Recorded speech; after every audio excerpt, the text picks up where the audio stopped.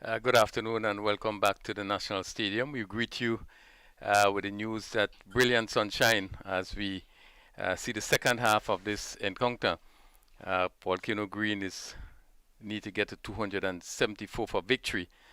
And Troy, we do expect that this competition to be very keen as we look forward to the afternoon's affair. Oh, most definitely. Would be very exciting to see the approach of the Volcano Green opening pair. If they can definitely get the start as the Volcano Orange team did, it would be a very interesting chase to get that 273 in 50 overs. But all depends on how the Volcano Green batsmen go about their innings and also how the Volcano Orange bowlers bowl. If they can have a good start, probably get all the inroads into the Volcano Green team, then it would be a very, very difficult task for the Volcano Green team to get to that total. But it would be a very, very good chase. The wicket is good. The atmosphere is perfect. Just brilliant for cricket and for the bowlers. Not too humid, just right. We are about to see the first delivery being bowled, and this Stewart, Emmanuel Stewart, and the Emmanuel Stewart wicketkeeper, country Grenada. He's presently a student at the UWI Cave Hill campus, and he's from Karaku. And one aspect, he's a player that also possesses a great deal of talent, having played for the West Indies under 19 team, and we certainly expect him to really to do well today. Oh yes, most definitely. Ray Jordan, very confident bowler, uh, in swing bowler at that, and but definitely can straighten it a bit. Has worked on his game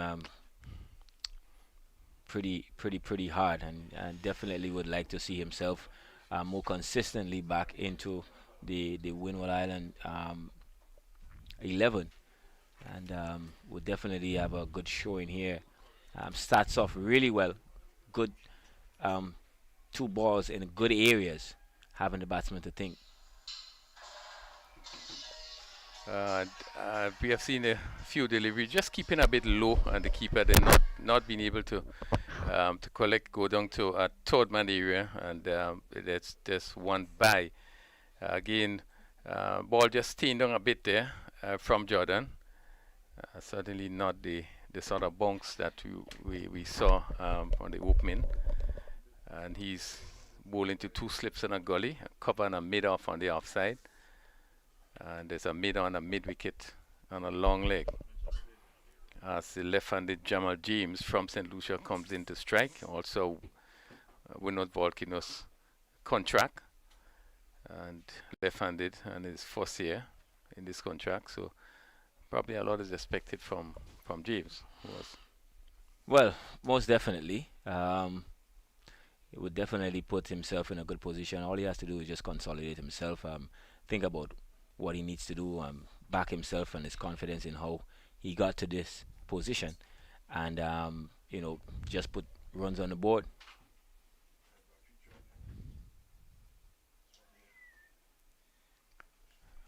good delivery into the mid-wrist again, pitching just around middle and leg, and just moving into the batsman, and it just hit him somewhere in the mid-wrist and drop in front of him.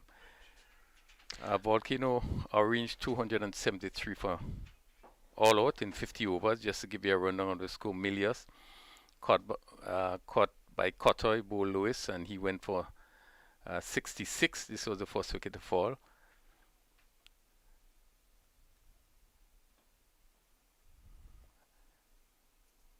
Then we had the wicket of Hodge. He batted really well as captain. He went. Uh, he was caught bowled by he was caught by Lewis of the bowling of Redhead, and he went for a very good 83. Actually, remember in that shot that he played, really hit it so well, but hit it straight to the fielder, and he went for 83. Then you had Keto. He was caught by Eugene, Again, off the bowling of Sherman Lewis for 5. He didn't last very long. Alternos, he got 35, played pretty well, and he was caught by Stewart of the bowling of James. And he went for 35, and we had um, Strout. He didn't last long. He went for caught Eugene of the bowling of Edwards, and he went for 1. Dylan Douglas caught Eugene bowled Cotoy 16. As his second over is about to begin. Tavernier Noto 24. Hooper, Ronald Stewart, and for 2. Cyrus also run out. Eugene, who went for 9. Eugene, who had a good day on the field outside. I know his feeling was very well, and then I think he had some catches. Yes, definitely. Had a couple mishaps, misfield early on, but after that, recuperated really well. Down the leg side, no ball in call. The first delivery by Douglas. Yes, Douglas is the keeper. First no ball of the inning. The first over by Jordan was a really good over. Um, for a batsman, you wouldn't be too pleased with what you saw. The ball was not bouncing as high as you would like, um, and that would definitely tell you the state of the wicket. So that would do the Volcano Orange good in terms of the lengths and line that they have to keep. But for the Volcano Green, it will be difficult for them now to think about how they're going to get the runs, and how quickly can they score in terms of the condition of the wicket. Yeah, a no ball being called there. Again, going to be another free hit. Again, the batsman they looking to make use of whatever delivery he got, and was short lifting delivery, just went in the air. The keeper made really no effort to take the catch, so that's one more. And you see him just trying to mark out his run, just to get to the right. Just to continue with the scorecard, Jordan, he was caught by Ryan John off the bowling of Sherman Lewis. He went for 2. And then we had finally McCoy run out Stewart, and he went for 6. The score 273 all out, and in the 50 overs.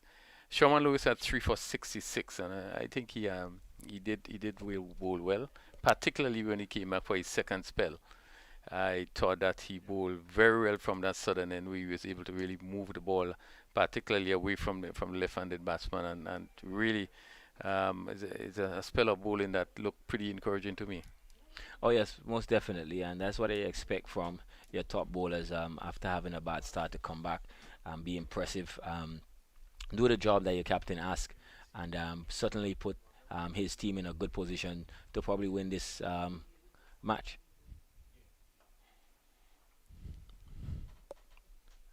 This is hit down to long on by James. The arms a single. He's, even from early on, look to be pretty positive. Is James. Ryan John had 7 overs, and he had none for 34. Larry Edwards, he had 10 overs, 1 for 44. And Nicholas Redhead, in his 7 overs, 1 for 54. Kotai also had 10 overs, and he also picked up 1 for 47. And we had Jamal James, who also bowled 6 overs, and he picked up 1 for 25. So really it was all-round performance by the bowlers. I think they would have hit back to, even though you would have said that your target is 270, which you would have done. But I think just after they were lost the 4th wicket, it just looked as though they would have pulled back a bit. But 274, good challenging score. And pretty interesting, a wide bowl there by Dylan Johnson. Again, looking for peace. Umpire holders hands outstretched.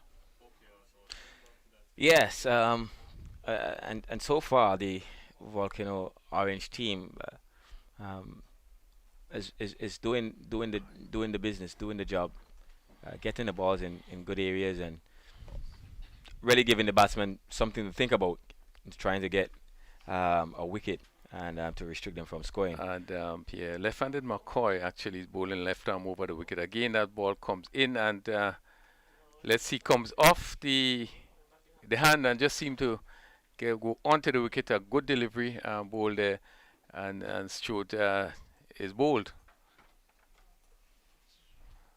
Certainly is one that really seemed to have come into him and just seemed to have come off the elbow somewhere on the hand and went onto the stumps. And McCoy have chucked in his first over. Yes, didn't get on top of it cleanly. Came off this lower part of his arm, elbow actually, and went back onto the wicket. He's in some discomfort there, and but good wicket for the Volcano Orange. Good start, and like I said, if they could get a couple of wickets early, would definitely put the Volcano Green under some serious pressure. Conditions of the wicket seems like the ground staff might be coming in with the covers at this point in time again. Um, so we may have a break in play, as you can see. Yeah, well, Teddy Bishop is the one coming at number 3 there, and just some concern being showed there, and the umpires obviously would not take any chances, but just to make sure that the square is covered. It doesn't look all that bad, just a hint of a little cloud above, but if you look outside, there's quite a bit of blue. So we does not expect it to be very long, but the first wicket in just the second over, we saw McCoy in that over, Troy, being a little bit wayward. You were down the leg side, the ball no ball, wide off the off stump.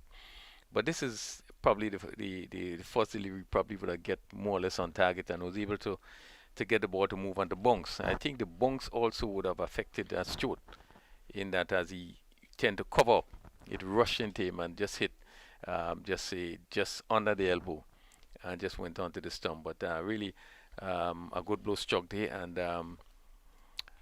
really he has certainly hit the mark. It's really spot on that delivery.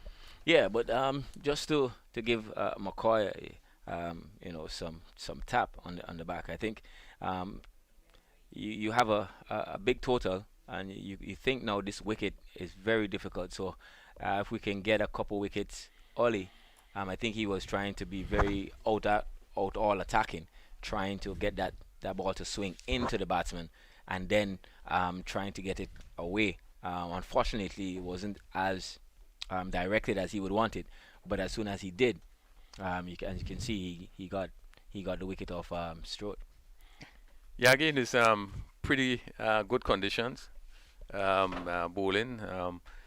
As I said, we are just having a sprinkling of rain, and we hoping that it wouldn't be too long. But the condition is kind of good for actually swing bowling, and throughout the day, whereas we would have had the periods of time where the sun is very very hot, we just have this little cloud that will come over the ground, and it is a situation where it's the bowlers or the fielders themselves, the players will enjoy the kind of condition that they are playing in. Not very hot sun, not to say it's really really raining, but it's good condition to bowl in. Oh, most definitely, and the bowlers will be pleased with that. You don't have to put out too much energy. It's nice and nice condition to really run in. You have that energy. It's cool.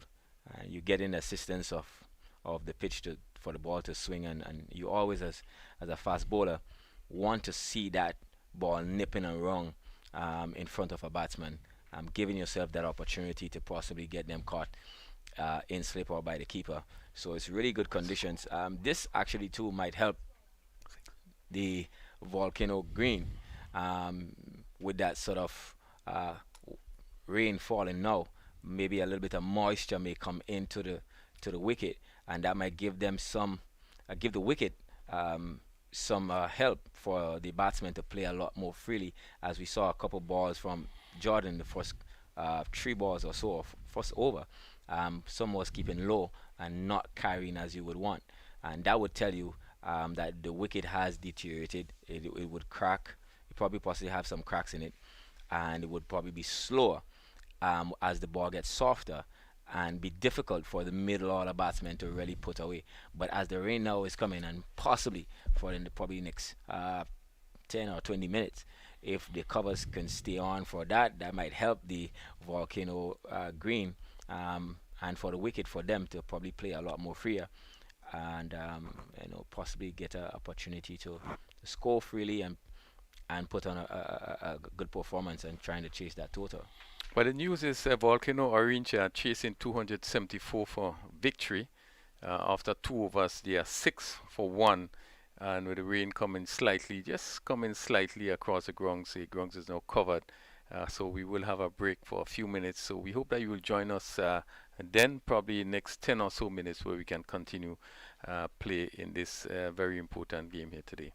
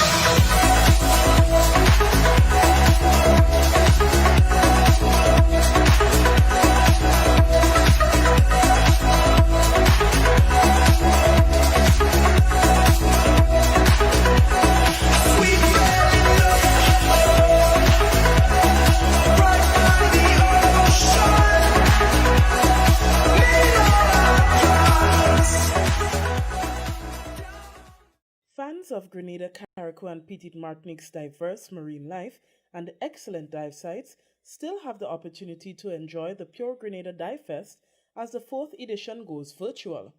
Following the cancellation of the physical event this year due to the coronavirus pandemic, the Grenada Scuba Diving Association, supported by the Grenada Tourism Authority and the Grenada Hotel and Tourism Association, decided to host a virtual experience for everyone looking forward to the festival over the next 4 weeks. President of the Grenada Scuba Divers Association, Christine Finney, says from the 25th of September to the 25th of October, enthusiasts can follow the virtual action by tuning into Pure Diving's Facebook or Instagram profiles at Grenada Pure Diving. We have a lot of exciting things to talk about, a lot of things to share. And a lot of platforms that we hope we can get people involved anyway. So take people on some virtual tours. That's becoming a much bigger thing in the COVID era, to get people online, to get people engaged. And then we can see underwater without actually having to be underwater, so to speak, which I think will appeal to a number of Grenadians as well.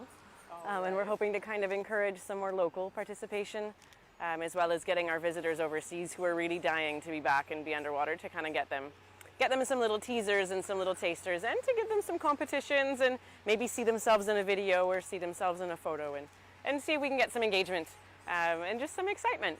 We have very healthy reef that still exists in both Grenada and Carriacou. And our coastal reefs we still have, because we are generally a low volume destination.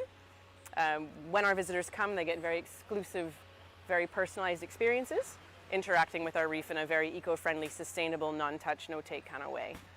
So our sea fan diversity, our sponge diversity, our coral diversity, we're going to be talking about all of these things and showing some great examples.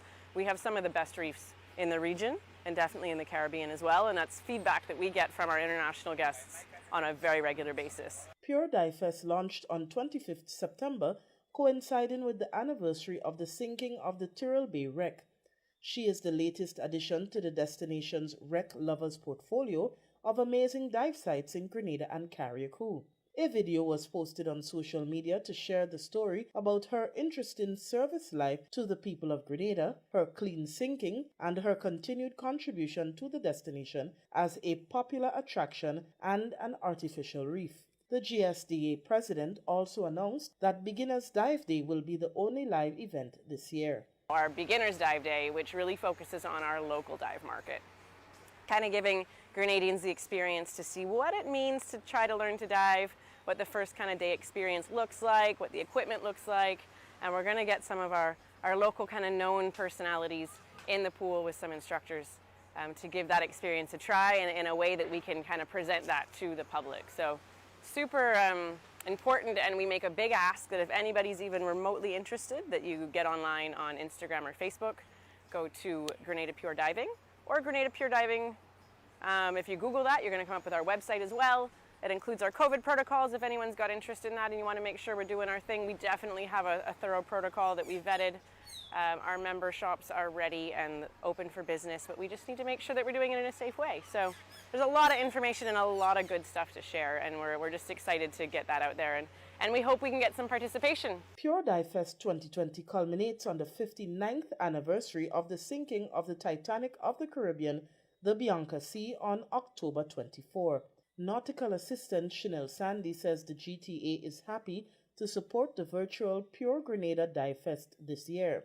As a PADI certified diver, she also encouraged residents to explore our underwater world. I started diving about 10-11 years ago. I have an interest for the sea, and working at the GTA in the Nautical Development Department, dealing with water, got me even more involved in loving the ocean, and I started diving about 2-3 years ago, certified, and now I'm getting to be an advanced diver. I'm really excited about that, and hopefully getting certified in other areas in diving. Presently, 5 out of a total of 9 dive operators in the destination are open for business, and this is a great time for locals to learn to dive and for visitors to see what makes diving in Grenada so popular. For the Grenada Tourism Authority, I am Ria Murray.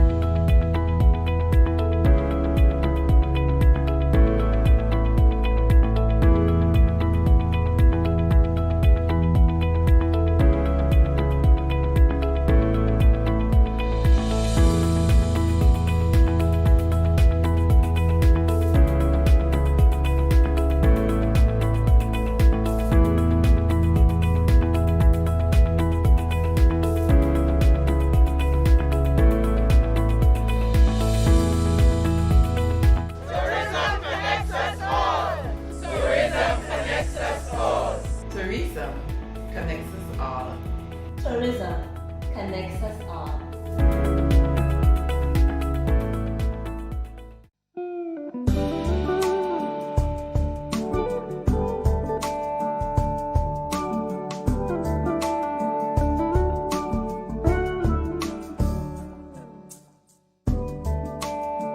The Carib's name is Carriacou, which means the land surrounded by reefs. And today it is known as the cradle of culture for its rich heritage passed on by the African and European descendants. Carriacou features the Maroon and String Band Festival, the Big Drum Nation Dance, and the Shakespeare Mass at Carnival. But what's really unique about Carriacou is the boat building culture. Let's learn some more.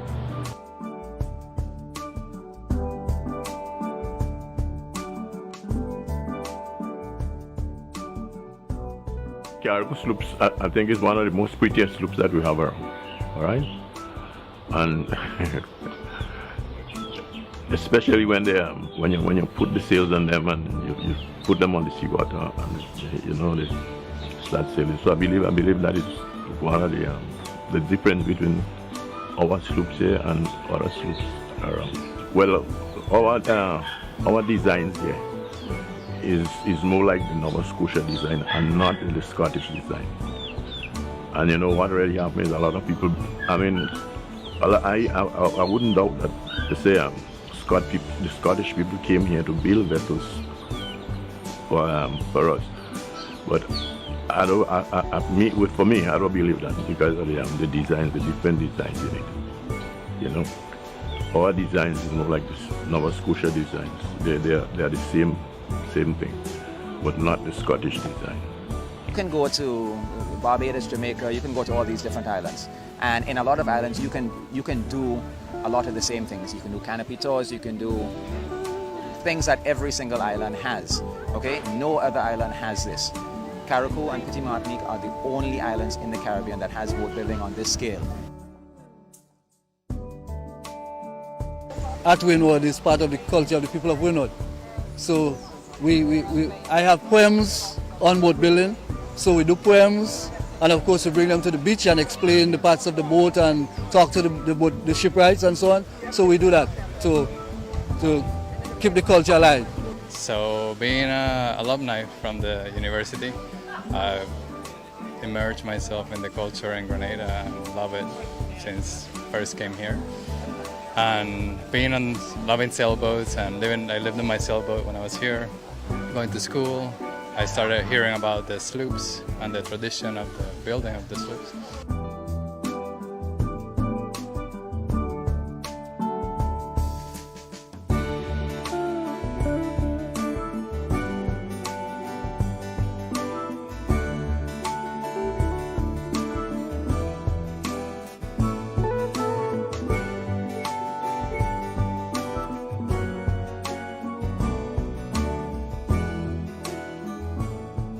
Is a hand-on tradition from grandparents to uncle, father to children.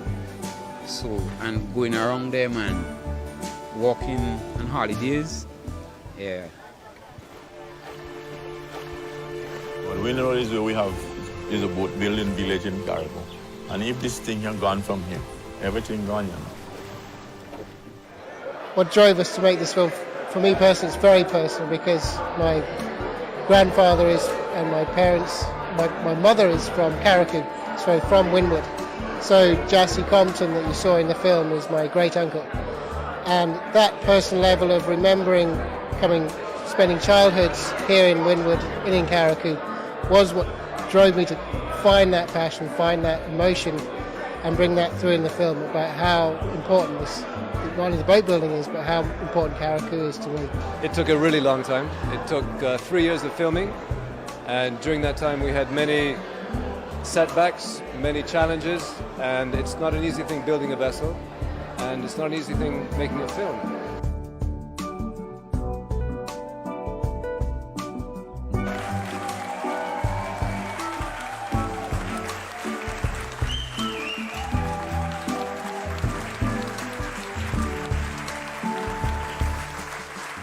Join us next time on Pure Talk.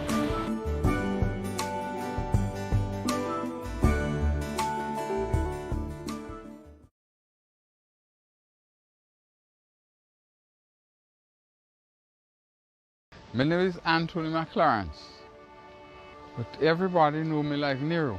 40 years ago, I started building boat. First boat I built, her name was Unity. My grandfather was one of the best boat builder in Carriacou. His name was Mac McLaren. He owned 11 of them, 11 boats in his life story. I was 23 years when I built my first boat. I built about 8 boats during the years I was a shipwright. It took me 2.5 years, 2.5 years to build this one. The length of it is 65 foot by 18 foot 6 wide. The process for starting out was like, we had was 1/4 a lot of wood to start it.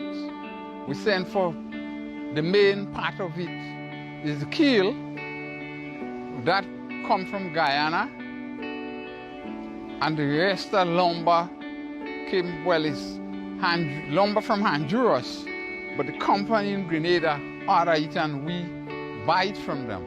It will be a great day for everybody. We expect string band music and lots of people and food, a lot of liquor drinking and old tradition thing we're doing tomorrow.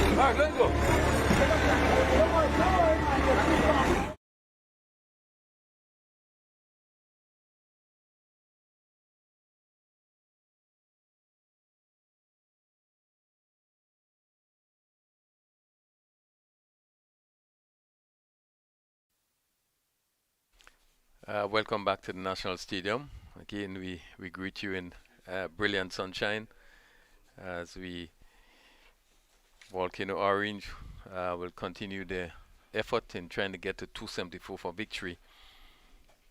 They have already lost 1 wicket. Stewart being bowled by McCoy for 1, and after 2 overs is 6 for 1. As I welcome Justin Hector. Yes, and beautiful conditions after the rain. Probably maybe the brightest period we've had. Looking at the conditions out there now. Yeah, we're really hoping that we'll have a really brilliant, a good chase, make the game really competitive. But it's a good total set by the orange, the Volcano Orange, and we think it will really challenge the batting of the green, although there are the likes of the captain himself to come in, and Stewart unfortunately went early. He got a good one, Kearney. Got one which really bounced on him from a good length and coming off the elbow and onto the stumps. But by and large, it's left to be seen how they'll go. Obed McCoy, who've been a little bit erratic, though still want to pick up the wicket. But this is the problem sometimes as a batsman, and you don't know where the next one going to land. Very difficult to set yourself up, but only expect he will settle down. And of course, he's a tall fella. So. Well, he's bowling to Teddy Bishop, who is in at 3.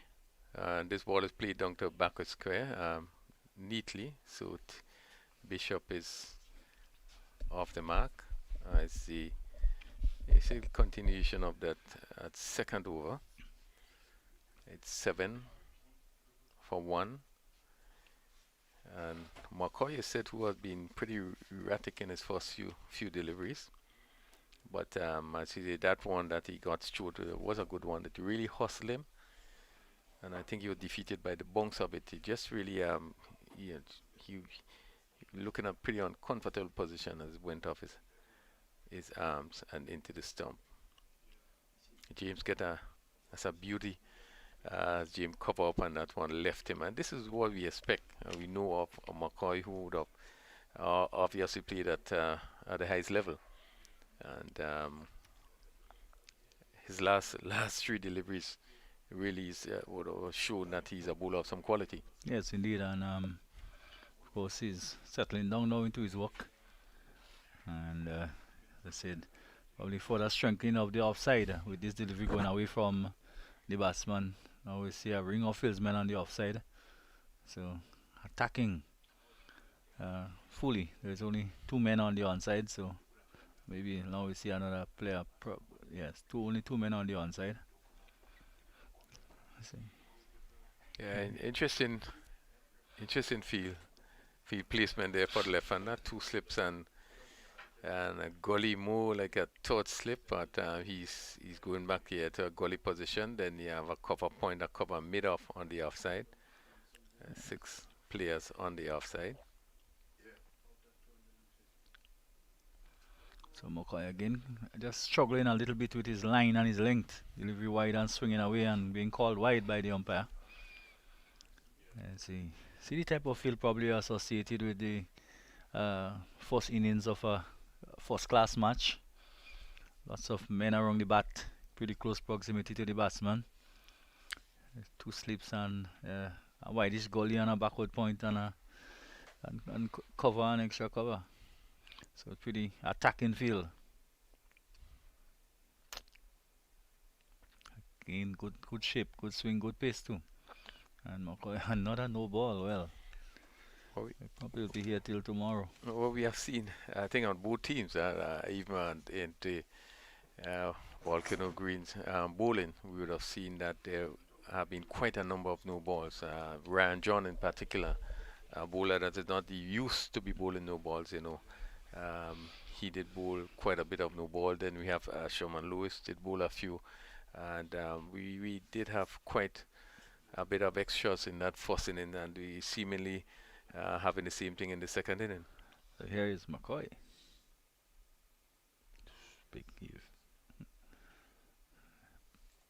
Big swish outside the off stump.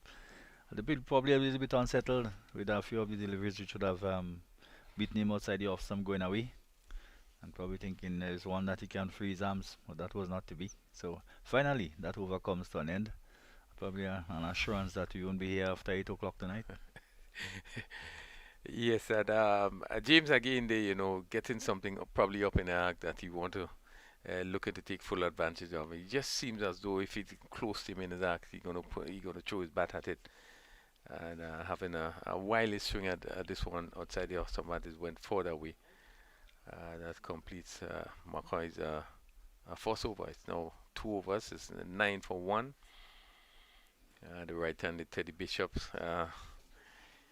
slim and built from Grenada. He's a under 19 development player, and he isn't involved in the West Indies under 19 setup.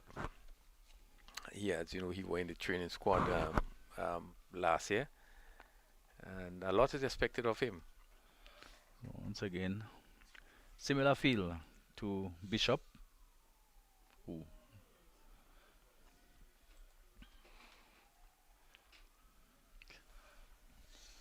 still some bounce and some pace in the offering for the bowlers in what has been a pretty sporting wicket from what we've seen so far. Yeah, it is a good wicket. If you bend your back, you're certainly going to get something out of the wicket. We are seeing that you're able to get some bunks even at this stage, and it's good for even for the batsmen playing shots. Jordan is a hard trier. He's really put 100% into almost everything he does, whether it's batting, bowling, or in the field, rather zesty. And very short guy. And he bustles into the crease. He's probably even the quickest of the fast bowlers, even though short in stature, but really bowls pretty quickly. He's from St. Vincent. He's also one of the developing players. Oh, taken a beautiful catch taken at what be a third slip position. What is- Again, point. Yeah, goalie. Lifting delivery, and there was Bishop pushing at it, and it just took the top of the bat. As we see the replay coming up now, but another quick delivery. Oh, yes, and probably Bishop didn't have to play at that, and Hodge took a good catch there at the captain taking a brilliant catch there at goalie. You know, really, and he was really not in position. He just stood up and he pushed at that, really not in control of that, and took the edge and really flew to that sort of goalie position. And Bishop disappointing end. Yeah, well, I think what there where the experience comes in. Hodge would have captained the Windward. He decided to put the batsman under real pressure. A number of his men close and around the bat, and the bowlers have responded by actually not attacking the pad at all, by bowling just outside maybe that fifth stump length line outside the off stump, and that has certainly caused some concern to the batsmen. But they have lost two now, and that's really problems for them chasing that, which is a fairly decent total.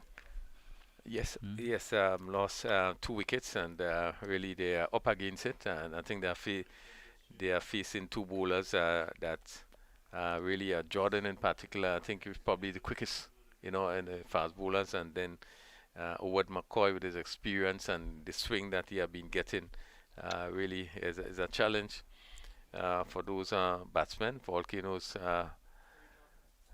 green, and they are really up against it, trying to get to 274 for victory. The captain has come out, and probably a lot, well, and even more now than probably before the start of the innings. A lot were expected of him, and as I said, still more now is expected of him. The team is in a spot of bother, and if ever they needed a captain's knock, it's probably now. So. Brice, who have had what we could consider as mixed result, hasn't really set the cricket all on fire. Probably expected a lot more from him, Crony. Yes, Brice, the captain of the team. He's from St. Vincent, and he sees has a white ball contract with CWI. Oh, nice. A beautiful delivery there. It's a beauty ball by Jordan. I don't think Brice knew what really went on there. The thing is, beautiful delivery. Yeah, the thing is, he may have seen that delivery which got rid of Bishop, probably, if anything, ship away from the right hander, and this one, if anything, jagged back at him, and he was not seemed like not he was not ready at all. He was neither forward nor back, almost caught on the crease. As we look at it again on the replay, yes, look at him. Yes, he's going nowhere really, and in the end, just having a little nibble at it this time of delivery on the body, which he fends off the body, and an indication that probably the ball was onto him a little bit quicker and with a little more bounce than he actually anticipated. But he gets off the mark. I think it's the safest place to be at the non-striker's end. Yeah, he looked very uncomfortable with that delivery.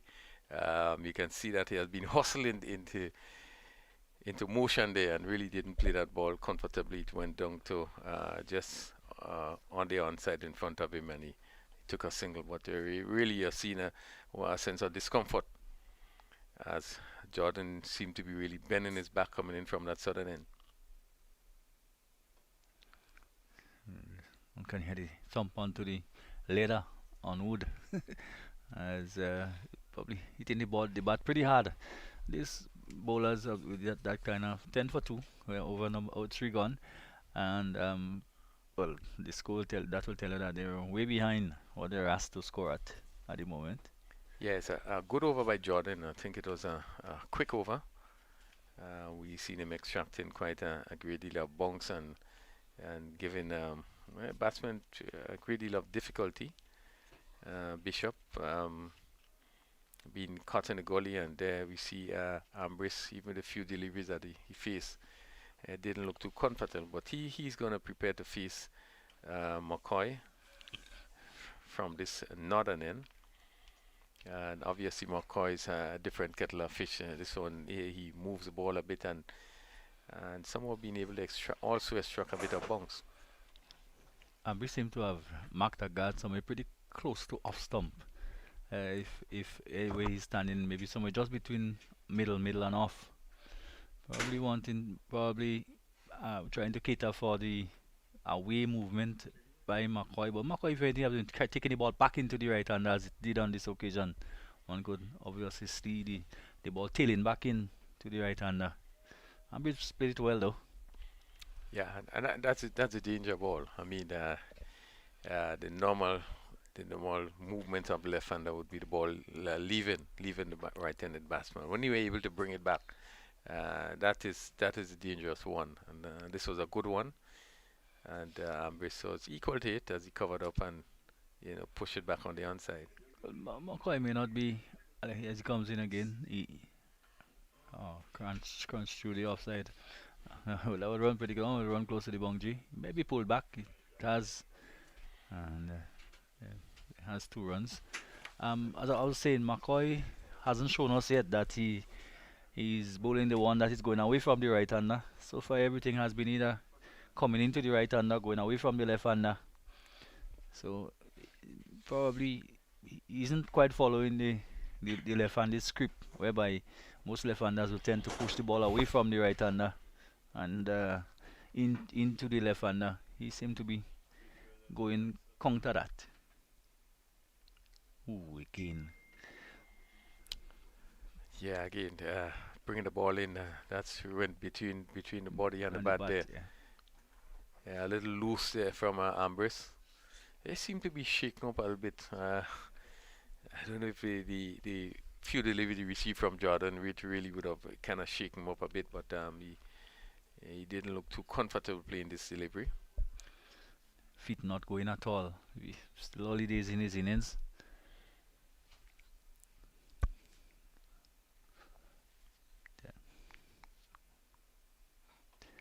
Again, the delivery just tailing in again.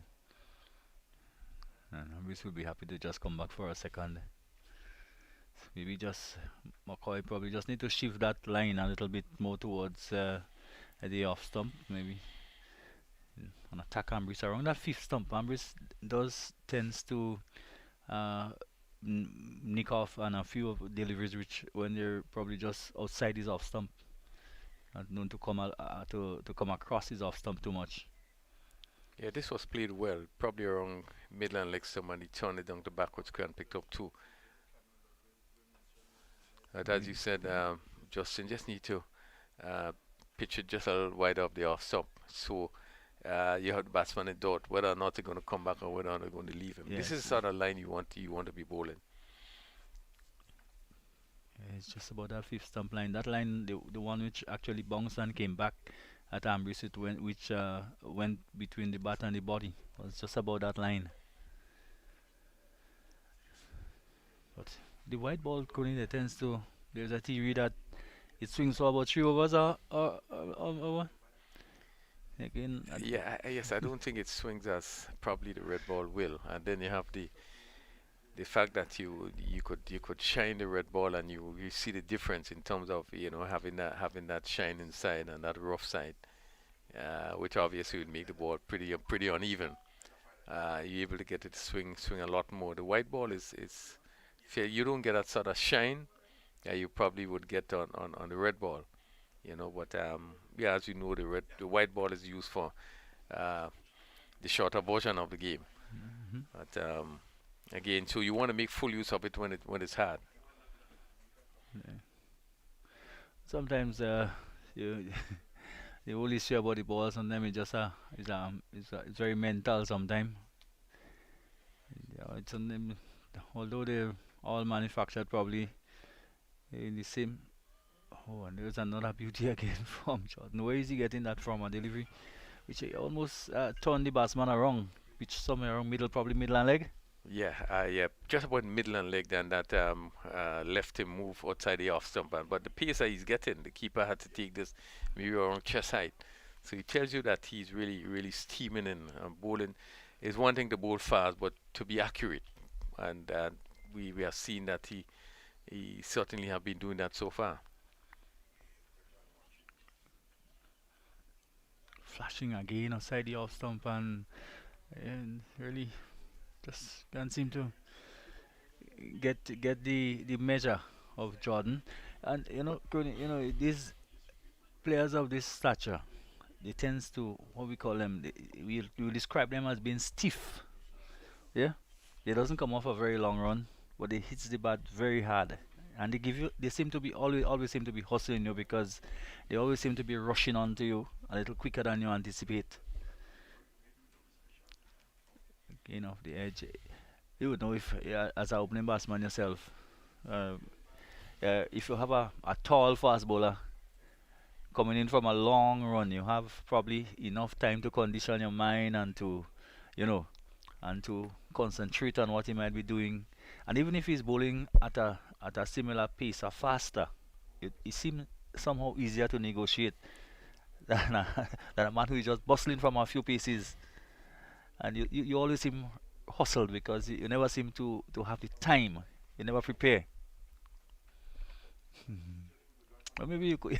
Well, you spot on. You spot on in that. I mean, a fast bowler is going to come in from a long run. You give you some time to think, even to plan sometimes how you're going to deal with it. But coming off the short run, I mean, it could be very, very challenging. I could remember, and I mean, I had the experience.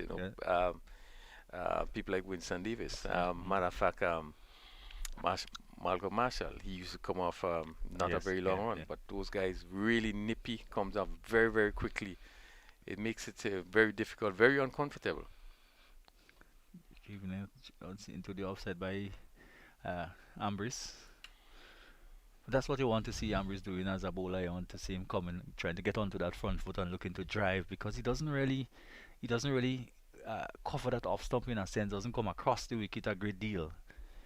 Yeah, ideally you want him to reach for that delivery, and again, having to reach for it, it gives the opportunity for a delivery to do something. What are you going to leave him? But this is what you want: just good line and good length. And we played officially into the onside by Ambrose. Probably this one probably just coming back into him, and quite wristily. One can see him really turning the wrist to get it away from the man at straightish mid wicket there, and there is a single for him. So Crawley are going along pretty slowly after 5, 16 for 2. Yeah, Ambrose, 16 for 2 after 5 overs. Ambrose on 6. And both batsmen does not look too comfortable against Ray Jordan. It's very clear that he's somewhat hustling them. They just need to get kind of used to the pace. But he has so far bowled 2 overs and really would have bowled 3 overs. Really would have bowled except the first over that he would have bowled. He came back with the next 2 overs and he really bowled well. So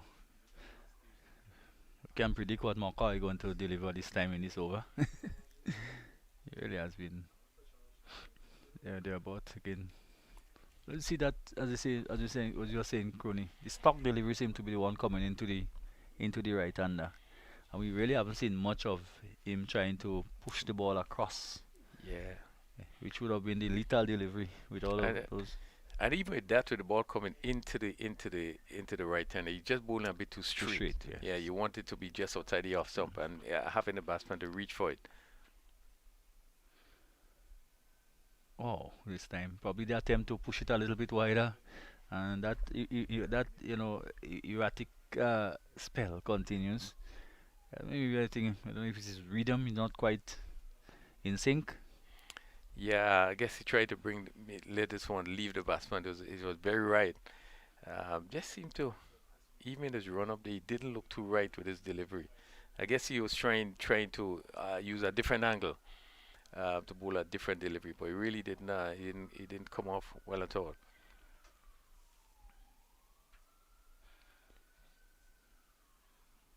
Oh, and that was a beauty. That was a beauty. That's the kind of delivery you're looking for. That's the line that he ought to be bowling just outside here, and this one left. It lifted, and really it's the sort of delivery that you want to see him bowl. Yeah, and look at it again. Comes in pretty same line from where he bowled the one previously, and it's one bounce and carry, the keeper having to take it way up by the right shoulder, almost by his right ear. So this is what you'll want to probably produce more of, especially against Ambrose. And they would also want to see the back of Ambris. And again, this time, similar delivery, but then rather easily negotiated by Ambris in the end, although having to hop a bit. Yeah, it was shorter in length, so he gave Ambris more time that he could get on top of it, and just having to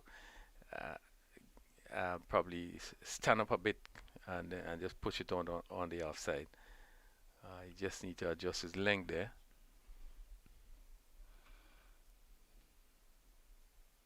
Oh, that's close. What did he say? Not out, says the umpire. Probably just shaping away down the leg side. But that's Again, on this one. It would be quite we interesting said, to we see. probably will see what the replay look like. But as we said, it's just a bit too straight. And if you're going too straight and you're moving the ball, Well, let's have a look. That will give us an idea. Yes, maybe just pitching. Maybe pitching outside leg stump. Also. Probably just a wrong leg, and but he was heading down the leg side, so it make it kind of difficult. So. Just need to be a little bit wider, a little closer to the off stump, more off stump. Give himself a chance. But there he was pushing Ambris back, pushed him back, and then the fuller length delivery. And Ambris again this time watching it carefully onto the bat. Yeah, maybe the couple short pitch deliveries may have just pushed Ambris back a bit and were not quite prepared for one which was much fuller in length than he probably anticipated. Yeah, still evident movement is there. He's getting the ball to move both ways. Getting in swinger to really work well, have been really bringing the ball into the bat. But as we have been saying, you just need to keep that delivery just a bit more outside the off stump. I think it would create quite a bit more problems. So again, just a bit too wide, probably just short and wide, and not no real venom in the delivery. And Ambris was able to probably not time it as well as he wanted, but another over has slipped by 6, and even my maths as bad as it is, I can safely say that they're scoring at 3 runs and over. Yeah, your maths is not so bad. I think you have it right. 18 for 2 after 6 overs. And remembering that they need to get up to 274 for victory. They have lost the important wicket of Emmanuel Stewart, who was bowled by McCoy, and Teddy Bishop, who was caught at the goalie position of the bowling of Ray Jordan, and he went for 3. Stewart went for 1. Oh, Jordan gets a delivery again onto the body. Ambris, who seemed to have that always straight about that crouch, sort of crouching position that he plays from. But again you are seeing the pace of Jordan just seem to be hustling the batsman there. As Ambris pushing this one on the onset, but again not very comfortable.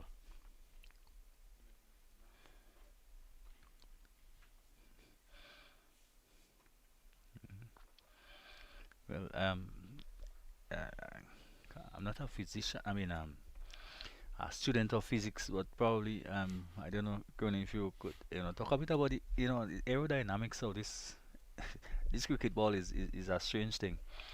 Despite the swing that might be obtained from that line, you try to make a few centimeters or a few inches adjustment, and it does something totally different. We've seen that with cricket balls.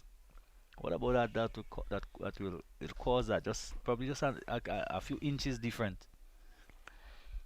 Yeah, well, I'm not good in physics, but I could tell you from a cricketing background, that ball that we use, that 5-ounce ball that we use, is so critical and important to a lot of things that happens. Yeah. That person would be amazed. Yes. We speak about the shining of the ball, the importance of shining on the ball, and you would know one side is light, another side is heavy, right? It therefore makes the ball very uneven, right?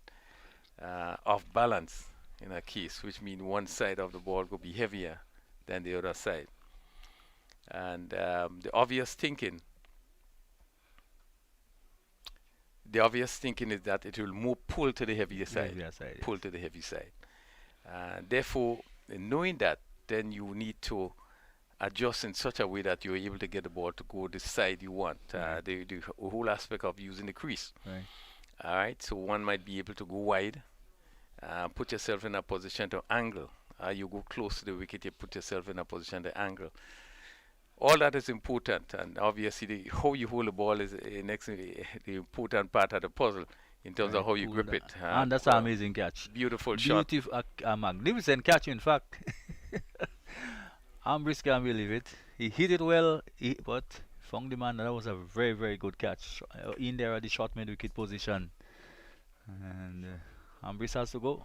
As we look at the replay there, and we still seeing somewhat there short of a length, but seem to be hustling not in the right position. And they hit it probably not as well as he wanted to. Able to go to square leg, who moved to the right and take a very good catch. Again, another important blue stroke there by Ray Jordan. But I do believe that he's really hustling the players. Yeah, they are all batsmen are very uncomfortable. No one seemed to be very at ease or comfortable playing him. And again, I think the pace there would have done it. And he has picked up his second wicket, and an important blue stroke there, three for 18. And Volcano Green is in a spot of bother as they endeavor to get to 274. So about McCoy, he's trotting out there, but it has to be smart piece of bowling by Jordan. He has been on the body basically of Ambris through the early part of the spells, and this time it was a short delivery, a little bit wider than what was the normal line of the delivery. So Ambris then had to fetch it from outside the off stump to try to pull it away on the onside. But I think it was just a bit too high and too wide outside the off stump to attempt a shot like that, and he just had no control of it and couldn't keep it down for long enough, before he got to the fieldsman. Well, I would think that he have been under some pressure. I think, as I say, he have been very comfortable against Jordan. That one looked as though it's one that he could have taken advantage of. Yeah, and it was probably he wasn't in the right position really, because as you said, he pulled it from outside the off stump. But again, looking to think that probably that he could release the pressure. Anything that looks slightly offline, he's going to go for it. I think this is what he really tried there, but the field was well set, and he was only able to get to that square leg position. Again, credit to the bowler, has been bowling well. And of course to the captain, who has been innovative in his field setting. I think he certainly put the batsman under tremendous pressure, even with the field settings. Some wide outside the off stump and call wide. And one of the, I guess, the few of the loose delivery with a bowl. These bowl into two slips and a gully cover mid off. On the offside, you also have a third man on the bounce, so heavily packed offside field. And on the leg side, you just have a mid wicket or mid on wide, and a fielder on the long leg fence. So really, the attack would be built just on the offside. And McCoy is one who likes to feel the ball on the bat. So I think it could have been a deliberate ploy to push the ball away from him and have him maybe have a flash at it with all the support behind the wicket. Yeah, left-handed Cotoy from St. Vincent. Yeah. At the end of 7 overs, Volcano Green 19 for 3, and they are trying to get to 274 for victory. But have been an impressive start by the opening pair for the Volcano Orange. Have been an impressive start. At this rate, by the time they probably would have completed a spell, the game would be long over. You have the team maybe back to the pavilion. It's been a real grind, a real pressure for the Volcano Green. They just haven't been able to get off. One would have think batting second would have been a lot easier. My thinking was that the wicket probably might have kept a bit low, but they have been able to really extract quite a bit of pace and bounce. And you see there, McCoy, again, the movement is there. Movement is just a line. This one clearly going down the leg side, not doing enough, not coming back straight in enough to challenge the leg stump. And And the umpires have done a pretty good job, Crony. I think we must do compliment the display this despite the how uh, Uh, not only are the umpires so what you want to call it resplendent in their dress, the bright pink and white striped shirt and black pants. I think they've done a pretty good job too in terms of the umpiring so far. Well, we would have noted in the games that was played just about in October there, in terms of the decision making of umpires. I say both umpires, Mark and Holas.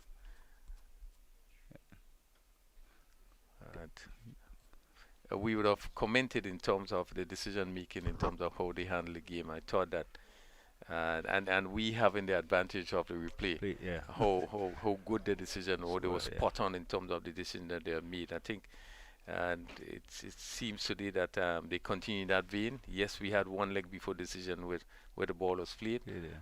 but generally I agree with you that they have been doing a good job in terms of the control and the decision making. They do. Good shot, shorter delivery, played down the backward point, but again that feel on the point boundary or more of a wide toed man, move on very quickly, and James pick up one more, so he's on 3. James opened the bat in. We are now in the 8th over. It's 20 for 3. As again the left-handed Cotoy, who just came in after the fall of the wicket of Ambrose, prepares to face the bowling of Obed McCoy. Maybe probably Volcano Green may have preferred to have the left and left right hand combination out there, but lost wicket quite quickly, and as a result, they left now with 2 left-handers having to face up to McCoy, who's taking the ball away from the left-hander, and the delivery this time and more towards the middle and leg stump, and again because it's pitched. Crony more towards middle and leg. That exaggerated movement isn't attained. And let's say maybe it has something to do with the whole dynamics, the whole aerodynamics. Yeah. That, as I said to you, that ball is really important. It determines a lot of things. Yeah. How you bowl it, how you're able to get it to swing, and what you do. This is a good line he's bowling there. This good line, just keeping the line, just on the off stump there, and the ball being pushed into the gully position. So that completes over number 8. Yes. Volcano Green 20 for the loss of 3 wickets, and remembering that they are trying to get to 274 for victory, and certainly is a very interesting game developing here. After a few words from you, Justin, Kerry is going to take over the commentary from here. Yeah, so up in McCoy, who have, as we said earlier, been a little bit erratic. He's certainly bowled a far better over this time around, and employing very good lines and lengths. And it will be Jordan to continue from the southern end, and Kerry is back in the hot seat. Let's say good afternoon, Kerry, and good afternoon, Justin. Certainly the sun is now out in all its glory. Earlier on it was a bit overcast, heavy clouds. Now it's typical weather here at the National Stadium. Hardly any clouds in the sky, and it's, as you would say, these clouds have disappeared. The wicket will certainly dry up a bit, so it should be easier for batting, but it's the bowlers that is making hay of the conditions here at the National Stadium. Yes, indeed. I think you must give them credit. They have stuck to the task. They have bowled good lines, good length, although maybe McCoy, who has been successful though, has been just a little bit wayward on occasions, but it is him settling nicely in the end and bowling a pretty tight over, the one gone. Well, most of the overs are tight. We're now in the 9th over, and only 20. That's way behind when it comes to the total being chased. Yeah, well, the total of 274 being chased, and Captain Hodge will be very happy with the way his opening bowlers have responded. I think Ray Jordan has bowled very well.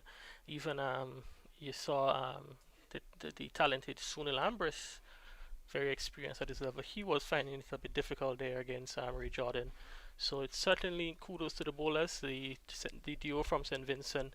They have started well, and they have put their place. They have placed a team in the driver's seat at this moment, as I said, 20 for 3 in over number 9. It's just a matter of continuing the same and see how much they can restrict the green team too. Very talented batting lineup, but they have found it difficult. Emmanuel Stewart, he got one, he chopped onto his wicket. Teddy Bishop, he was caught driving loosely outside the off stump, I would say. Very smart catch there by Hodge in the gully region. Ambris got a shot one, he would have thought he dispatched to the boundary. But there was Kimani Milias in shot mid-wicket holding on to a very good catch. So I think we need to give credit to the Orange team. They've really taken the opportunities, half chances, they've really made use of it. So it's no surprise in there in this position 21 for 3. Jordan, a delivery again on target, and none of the batsmen so far seems to be coming to terms with the pace, I have to say, of Jordan. Although he's not, rapidly fast, but he seems to be hitting the bat pretty hard, and the batsmen just seemed to be hustled and in some instances ruffled by that. Yeah, and I think one of the things we must note to Jordan is that he's bowling at the batsman. Most of the deliveries is there on the middle or off stump, so they have to play at them. It's not really deliveries they can watch outside the off stump as another one. This time a bit fuller, and they were able to get a single Kotoy, and so single there to Kotoy. He'll be glad to get off the mark. I think it's the end of the over actually, so he will take strike at the end of the next over. So he will be looking, I think at this stage now, the question is now whether these remaining batsmen out there, Courtois and Jamal James, whether they can bat for a long period of time. We have a lot of overs to go, 41 overs left to go. The target of 274, I think, should not really be in the front of their mind. It's just about occupying the crease for a long period of time. It's certainly, the ball is going to get softer, the conditions are going to get better for batting as the sun continues to strike down here at the National Stadium. So it's just a matter of occupying the crease for long periods of times. And in our cricket, once you stay out there, that's the only way you can score runs. Well, I've never seen anybody score runs in the pavilion. But going back to... Well, except the scores, right? Going back to Sunil Ambris' dismissal, I thought though it was a brilliant piece of bowling, brilliant piece of thinking, whether he actually orchestrated it in that way. But to bowl him that short delivery wide of the off stump, yes, giving him, so he opened up his eyes and probably thought, here's a scoring opportunity, and he fell to it. So I thought it was brilliant on the part of Jordan. Yeah, I think he has some confidence. You can see he's running in well, and he still is up. He'd have gotten a wicket earlier on. Probably the prize matchup in the line in the innings, Ambris versus Ray Jordan and McCoy, and those fast bowlers from St. Vincent. They were able to get the better of the talented middle-order batsman from St. Vincent, Sunil Ambris. You mentioned something, Kerry, that is vital. Are you seeing in West Indies cricket nowadays where the fast bowlers, you seen an extra yard when certain batsmen come to the crease? Well, I think, you have to look at it. I think the period now we're playing in is that a lot of these guys play cricket together more often than not, if franchise cricket or whatever level. So there is not this sort of animosity between players of yesterday generation when there would be big rivalries between certain territories against different territories, or even in international cricket. You'd find that even now watching cricket, there's not the same attitude as it relates to when West Indies come up against Australia, some of the top players, because you would find yourself probably cheering for them in one of the different franchises in the various leagues around the Caribbean. Just a couple of years ago, you'd have seen the likes of Kevin Peterson, who'd have been playing for the St. Lucia franchise. David Warner, who'd also played for St. Lucia Zooks. Steve Smith and all these guys in them. So even though he'd have played for Barbados a couple of seasons ago, so when you really come up against them, and these guys, you'd have been playing, they play against some of the top players all the time. So in terms of knocking out a batsman coming at the crease, you don't see that hostility, in the years of the 1980s, the heydays of West Indies dominance at the international level. Oh, side of some good delivery again. He's been getting that ball to ship away from the left-hander throughout the duration of his spell so far. and just need to do that probably. If anything, probably could have bowled a few more deliveries in that good length area. Probably ask some more questions of the batsmen, ask them to drive a bit more often. Yes, quite good stuff there from McCoy. When he pitches up the ball, he seems to be able to extract just a bit more from the wicket than Jordan. You know, he's a tall fella. I would say he was 6'6", 6'7", uses his height well, and pitching that and a delivery on a good length is even a bit more uncomfortable to, you know, the batsman, as you see in this situation. Kotoy, you know, probably a shorter bowler, he'd have been able to get on top of it but you know, McCoy offering a little bit of extra bounce, he has a little bit more challenge in negotiating those deliveries. So he's proven to be those deliveries he puts on a good line seems to be proving a bit of discomfort. And I think overall those two fast bowlers, they've been bowling quite good in tandem. It's not a 10th over, and they're bowling on change, and the question is, will the captain give them an extra one, or he look to ring the changes in the next couple of overs? That should be the end of the 10th, I think, and to take the score on to 23. But the point you was making about the bounce, about the length, well, Emmanuel Stewart did find that out as a very diminutive man who got one which really read up at him. I think came off the close to the elbow region and back onto the stump. Rather unfortunate way to go, but it was a good piece of bowling, and probably the only one we've seen, probably except another one which really climbed at Sonny Lambris. But Stewart too is a much smaller man than Lambris, wasn't able to negotiate it. Oh, certainly. And, you know, it's really nice. I think, you know, when you look at fast bowlers and, you know, in the historical mold and the build of fast bowlers, it's okay when you see a short fella like, you know, like Ray Jordan, maybe in the size of a Malcolm Marshall, those guys in the 5'6", 5'7" category, they bowling fast. But when there is a big man coming down, as the likes you would see now of Ben McCoy and the likes of Ian Bishop, Curtly Ambrose, and those bowlers of those heights, it's certainly a different prospect, you know. They coming in there, those big guys running in, they leaping in the air, coming down from almost 10 feet to bowl towards you. I'm sure batsmen would not really like those prospects and much prefer facing those skiddier fast bowlers. So like Hodge, where we taking it up from? No? Hooper. Oh, yeah. Yes, Hooper. Yeah. Yeah, so Asif Hooper. Yeah. Asif Hooper, one of the left-arm spinners.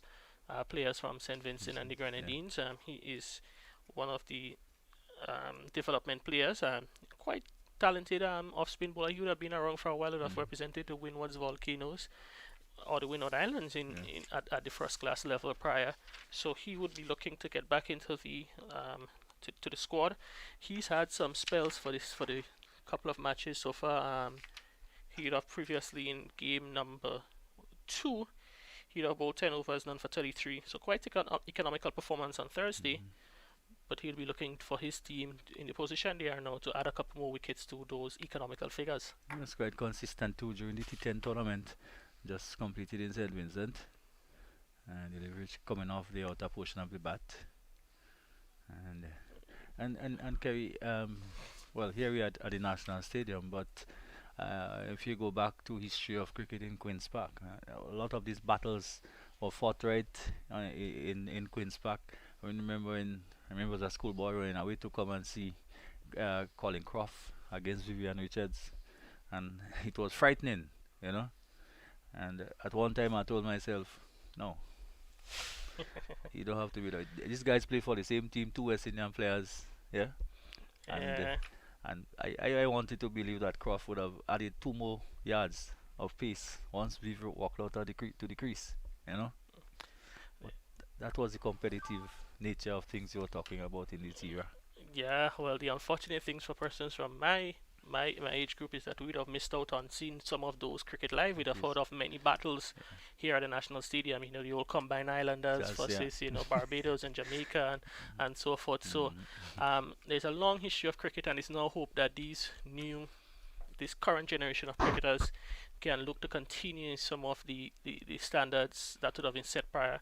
We know it's different eras, so we don't want to be engaged in comparing players, but we know in the squads here before us is a number of talented individuals, and once under the right conditions, he can certainly perform. And I think it will be for the benefit of cricket both here in the Windward Islands and throughout the West Indies. Now we can have some of these players living up to their potentials, because it's never a question about the talent. The talent is always there.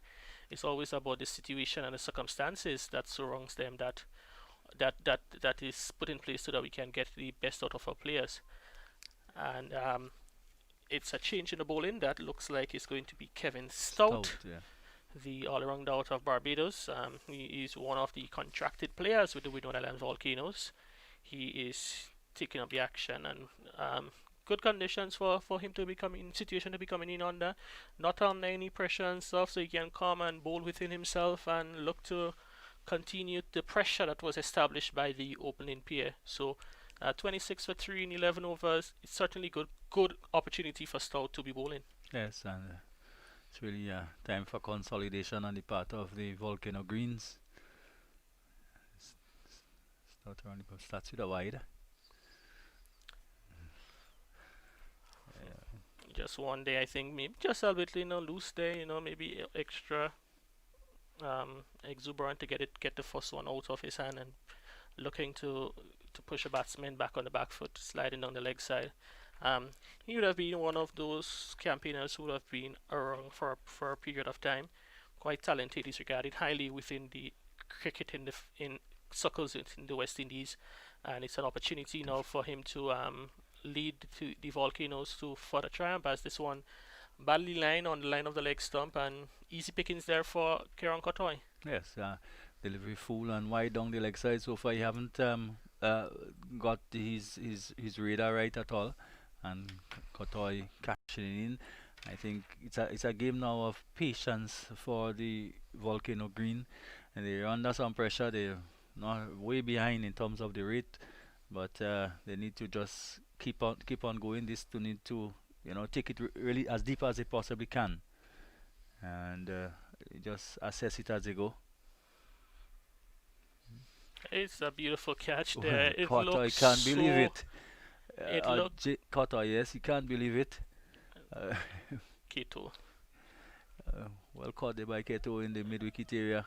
It looked like it was one that was just trickling towards Keto, and I thought he put in the effort to save save some runs, but it was actually a good low catch there by Keto. Diving very low, one pitched on about middle, looking to walk towards the mid-wicket region, and Keto in the middle there intercepts and completes a quite excellent catch. So it's even the situation becomes even more precarious for the Volcanoes Green. They slide to 31 for 4, and we'll now witness the talented John L. Eugene stride into the crease, son of legendary Windward Islands batsman John Eugene, and he was certainly a talent that was produced in the Windward Islands. Yes, and not only that, he was a favorite of the crowds in Grenada here too. John was basically like a hometown hero here. He is, and many great performances, many sublime feeling axials pulled off as in Queen's Park during his career. I think it's always well remembered, and I think case in that, when during the Junior Murray tournament he was here taking part in that, I think a lot of the elder folks remember that, and they were very much into him and happy to see him again out on the field around that at that time. Oh yes, and he would have certainly passed on some of those cricketing skills to his son, because John L. in his own rights at the age group levels, under 15s and under 19s, he'd have performed admirably both for St. Lucia and for the Windward Islands at the under 15s and under 19s, and now as he progresses up into the senior groupings, it is hoped that he can continue and carry on those efforts that he would have made at the youth level, and the talent is certainly there. Is an opportunity for him to bat for a long period of time. 11 overs, just 11.2 overs bowled. So John L. Eugene has an opportunity to bat for a long period of time and to get some runs under his belt. If he inherits the or the courage of his father, or one of the most courageous batsmen you've seen in the Windward, John Eugene, I think he would be in a good position. Oh yes, certainly.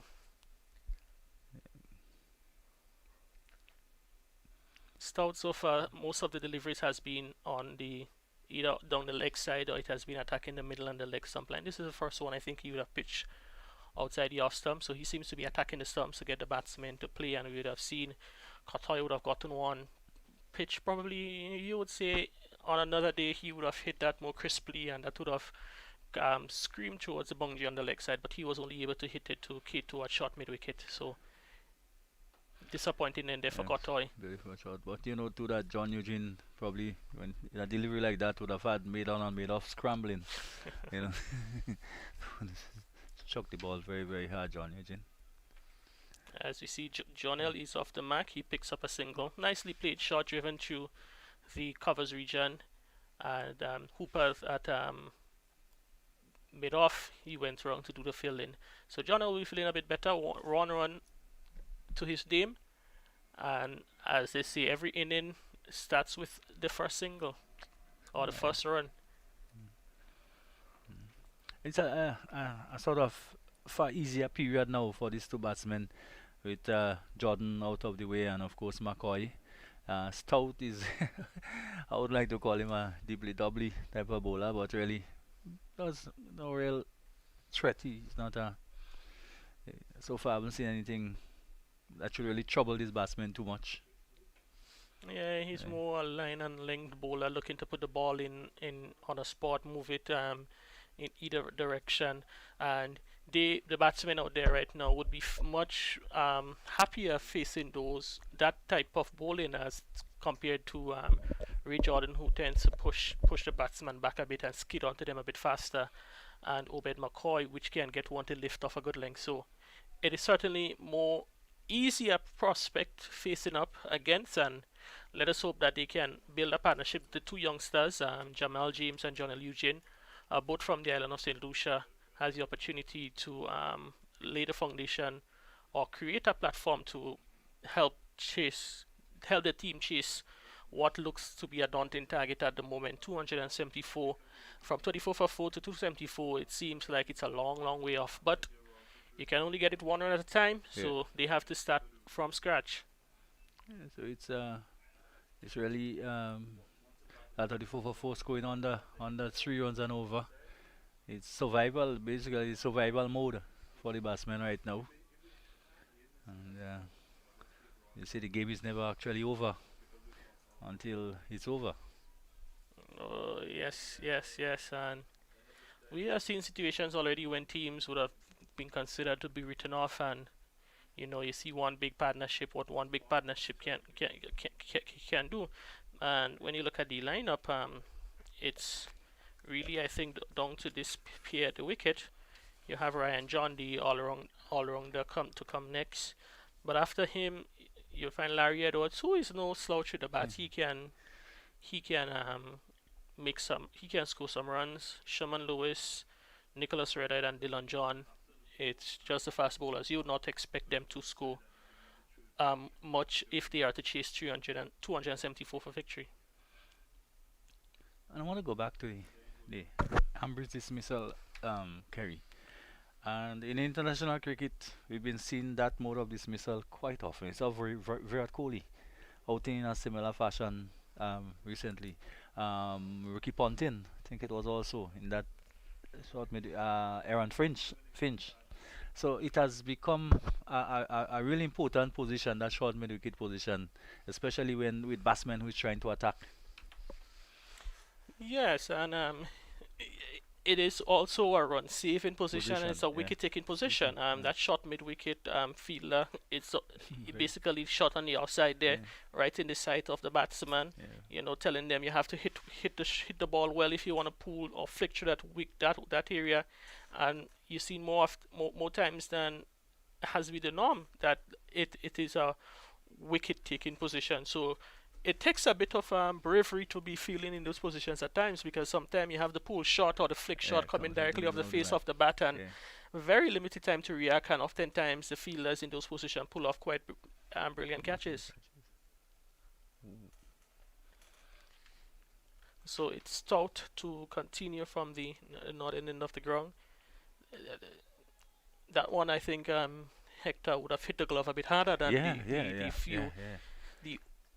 good deliveries in the first over. Yeah, I was about to say that seems a little bit deceptive, despite the fact that he's semi-innocuous, but quite deceptive.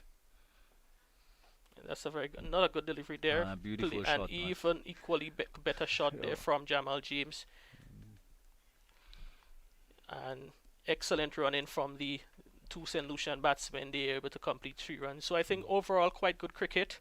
And Hector, there are a number of shots in cricket. Every day you see a new one, but there is nothing as elegant or pleasing in the eyes than seeing a batsman just lean forward and just pushes, just let the ball come onto the face of the bat and play it in front of him. There is not much more pleasing shot in the world of cricket. Yes, we call it the extended defensive shot, almost like an extended defensive shot, and with such timing and using the pace of the bowler most of the time. Always challenges made on or made off. A shot that probably, well, it was the off side of the wicket, not the on side. The on drive is something which probably have maybe gone out of the game. You don't see the batsmen playing much of the on drives as they used to.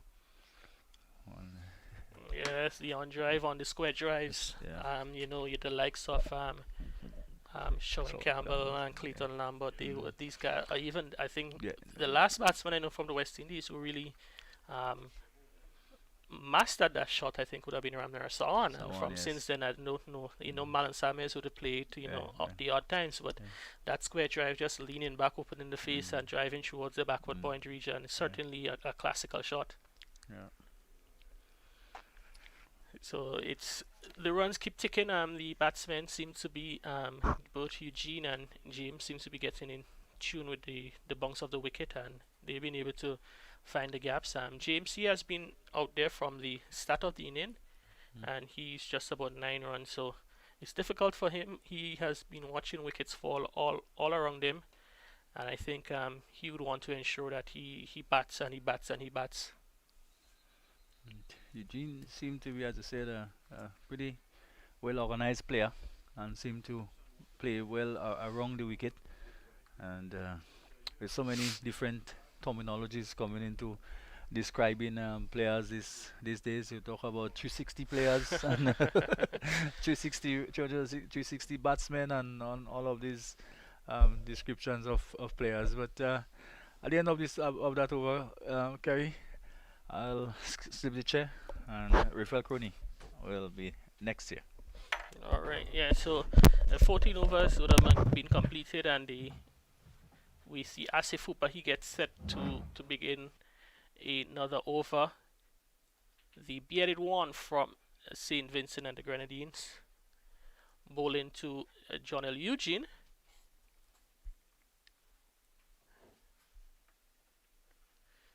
And Hooper, this one just about the off stump. Eugene watches it go through to the keeper, and I think, Rooney, the situation that these guys find themselves in is that, yes, you're playing to win a match, but you're also looking to see if you can gain considerations by the selectors to represent the Windwards Volcanoes in the West Indies Super 50 tournament. So I think currently in a situation like that, it's about looking to make sure give your team a platform from which you can win, but at the same time to perform well, that you can be considered favorably in the opinions of the selectors. Yeah, it is a good opportunity for the players to really make a mark, really to impress, because they obviously the selector is here going to be looking, and it's an opportunity that can cause either of them to get onto the team. Yeah, as we say, this one is played towards the third man region. Dylan Douglas, quite flamboyant player from St. Vincent and the Grenadine. He does the chasing. He's able to collect inside of the boundary, but the batsmen, they were able to cross for 2. So 2 more to John L. Eugene, and the Volcanoes, they are 43 for 4 after 15. Yeah, good start by the Volcano Orange. I think they would have done pretty well to have, after 15 overs, 43 for 4. I think one of the things that have been very impressive has been the bowling of Ray Jordan, who really bowled very quickly today and really would have set them back, picking up 2 vital wickets. But James, who has opened the batting, continues to be very firm, and he seemed to be the sort of player that's going to dig in, they're going to bat for long periods of time. They will need someone to stay if they're going to really challenge the score of 274. It's only 15 overs being bowled, so it's quite a lot of time. But we have to have our batsmen batting for long periods. Oh yes, and it certainly will be dependent on these two batsmen with Ryan John, who is coming next. That if they are to get up to 274, will be dependent on scoring the bulk of the runs. And it's just as you said, 15 overs gone. It's just so that's 92 deliveries bowled in the innings. So they have 208 deliveries left to get just about 231 runs. So just about going up 6 or 7 runs and over. It's not impossible, but what will be required is for them to run the singles, find the gaps, turn ones into twos, and keep the scoreboard ticking over. And when the bad ball come, you make full use of it.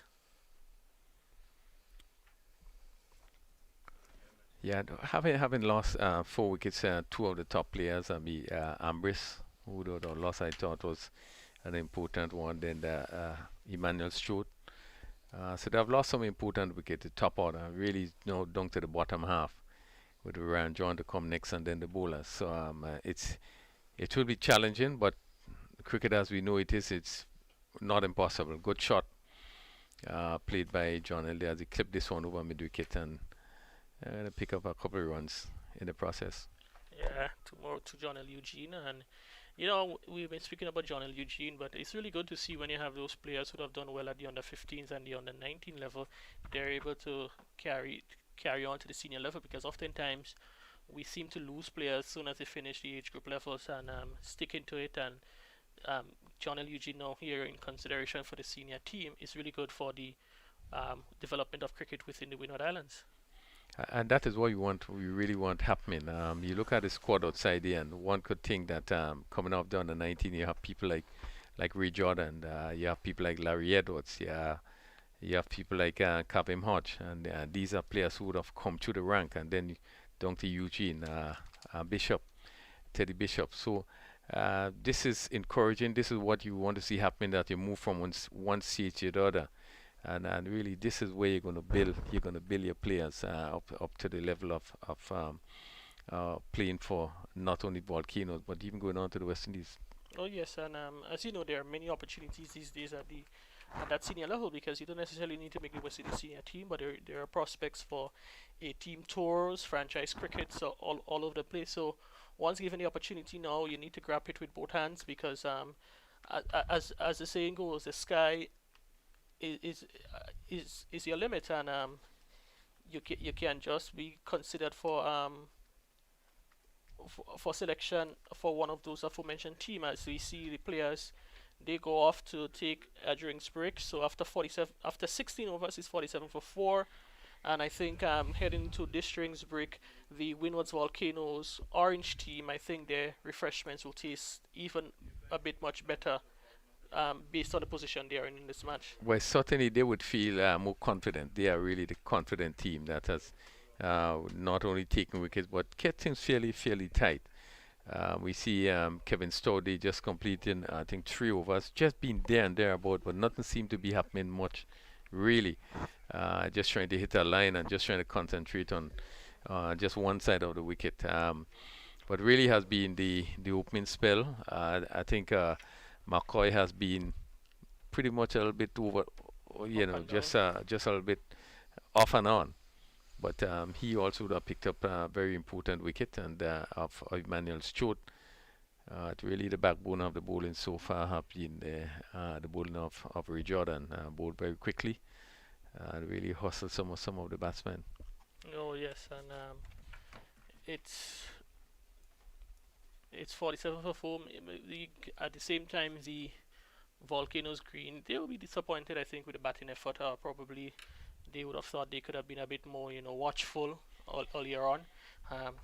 If you to analyze the wicket so far, Stewart, he got one from the left-handed McCoy, shot off a length, extra bounce. He was in a bit of discomfort, played the ball, I think, onto his elbow and then onto his thumb. So he would be quite feel unfortunate to the manner he got out. Then you had Teddy Bishop, which we consider driving a bit loosely outside the off stump. Very good catch there by Hodge. And then Sunil Ambris, he would have hit one well, but Kimani Milius, you took a good catch. So. Yeah, I think they would have really been hustled. I think the bowling of Ray Jordan would have made them feel pretty much unconscious. I don't think Teddy Bishop was in any position. He stood, he did move and pushed his bat at it. And again, that tells you that he's worried. He's concerned about the pace. Then we had Ambrose that came in and never really looked comfortable, particularly to the bowling of Ray Jordan. And I think the first delivery that he felt was slightly short of and he could have put away.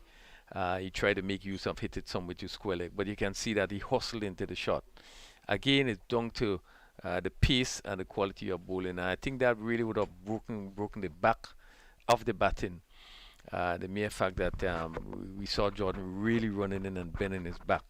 And he was able to extract tremendous pace of the wicket. When the keeper had been taking ball shoulder height, it tells you that he's doing something. And that, to me, would have impacted really, really positively on the team itself. And you found that these batsmen really could not get off. So it has been a struggle. One would think these bowlers going to rest and Jordan is going to come back for another spell. Probably DeLong going to come back, but he began to move the ball about. I think the problem with McCoy is just that his line and his length, need a lot to be there. It's desired. Cutting the ball into the bat, but was bowling much too straight with the ball cutting down the leg side. So I think that one would hope that they would assess the situation. Probably if called upon to come back with a second spell, we're going to see them bowling much better than they did.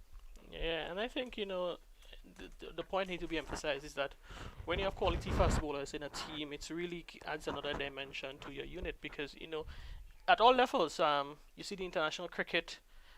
Those teams who have out and out genuine fast bowlers, quality fast bowlers, they seem to be a cut above the rest. You look at the West Indies, those bowlers from New Zealand.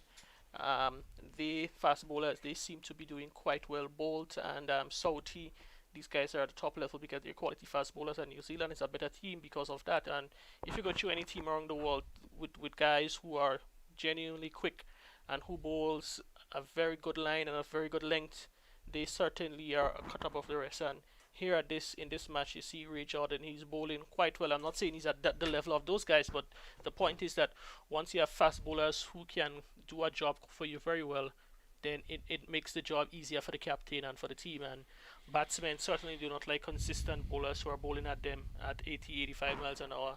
It makes it much more difficult. Yeah, that's why it's so important for even the younger players that is involved in this setup to probably grasp with both hands, take the opportunity, and just to make a statement, because they are, as we said before, there are so many opportunities for players to move to the next level, for players to be involved in making a good living off of this game. So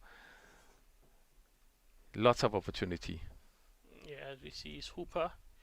He continues. Hooper is one of those players who have been around the Windwards setup for a period of time, and he'll be looking to get back into the team. And he would know that he would have to bowl quite well because the competition for places with the spin bowling stock in the Windwards, it is quite stiff competition.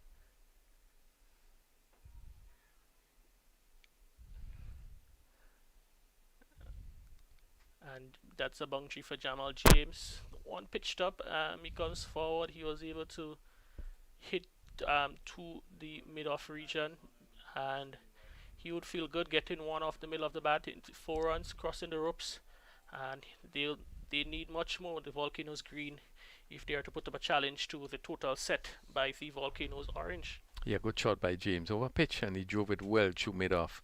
Mid-off was wide and really having to run, and really didn't have a chance as it went down to the boundary for 4. Again, Hooper just extracting some bunks as he just slowed this one down and give it a little more flight. And he saw the batsman having to pull out.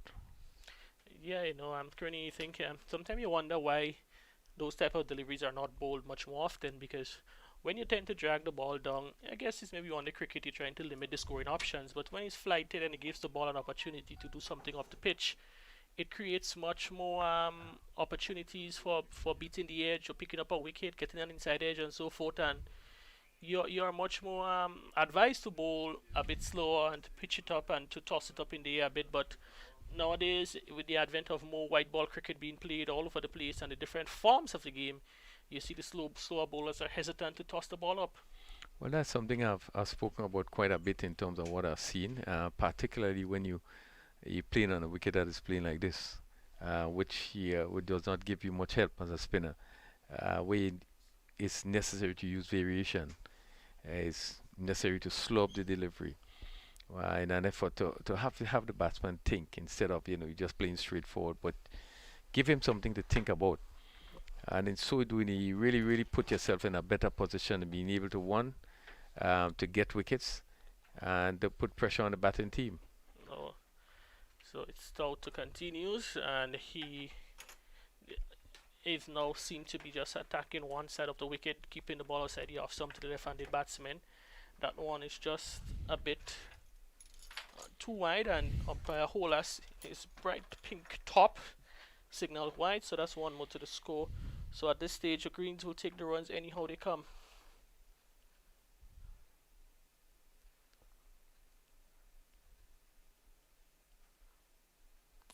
Overcompensate a bit too much Crony in this time on the line of the leg stump and clip down to fine leg for a single. Yes, seemed not to be doing much of the ball is Stout. Previous delivery wide of the off stump, and this one down the leg side, and it was glanced by Eugene down to long leg. Just seemed to not to be able to hit a line. But again, he's just seeming to be running up and being able trying to put the ball on a particular spot. But it's good to see this young pair is really settling down. I think it is good for them. It's good for the future. Really just to settle down, maybe get a good score, and try and take the Volcano Green in a better position. Half stop there by Stout, one pushed back down the wicket by Jamal James. So Stout seems to be getting through the over quite quickly. He doesn't have a long run up, maybe just about 10 pieces, and he's at the crease. So the batsmen, they have very limited time to get themselves organized between deliveries.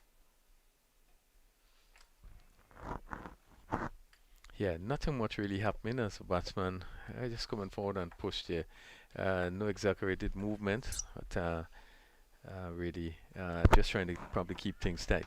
Yeah, and Crony, you'd have been a selector for many years at this level, and not having the opportunity to have the normal West Indies Winner Islands tournament, how do you think that has affected? Oh my goodness, and we intersect that to say what a brilliant catch that was there by Obed McCoy. One pitch on the middle stump, Jamal James looking to hit towards the onside. The ball looped and he was dying a bit on McCoy. He had some running to do and he dived and he took it quite low down. The big man, all 6'7" of him, able to get down and take a catch quite brilliantly down at the bootlaces. It was very good catch. Slow delivery there, and I don't think that he got his foot to the pitch of it really, and was looking to drive, and probably was maybe looking to hit it over somewhere mid off, and hit it down to mid on, and McCoy really moved his left hand dive and take a very good catch, and so that's the end of James. Again, variation in terms of maybe a slower delivery, so he was really only into the shot. And another wicket being picked up there by the Volcanoes Orange, and they are further making some inroads, 55 for 5. Yeah, so it brings Ryan John, one of the talented players here in Grenada.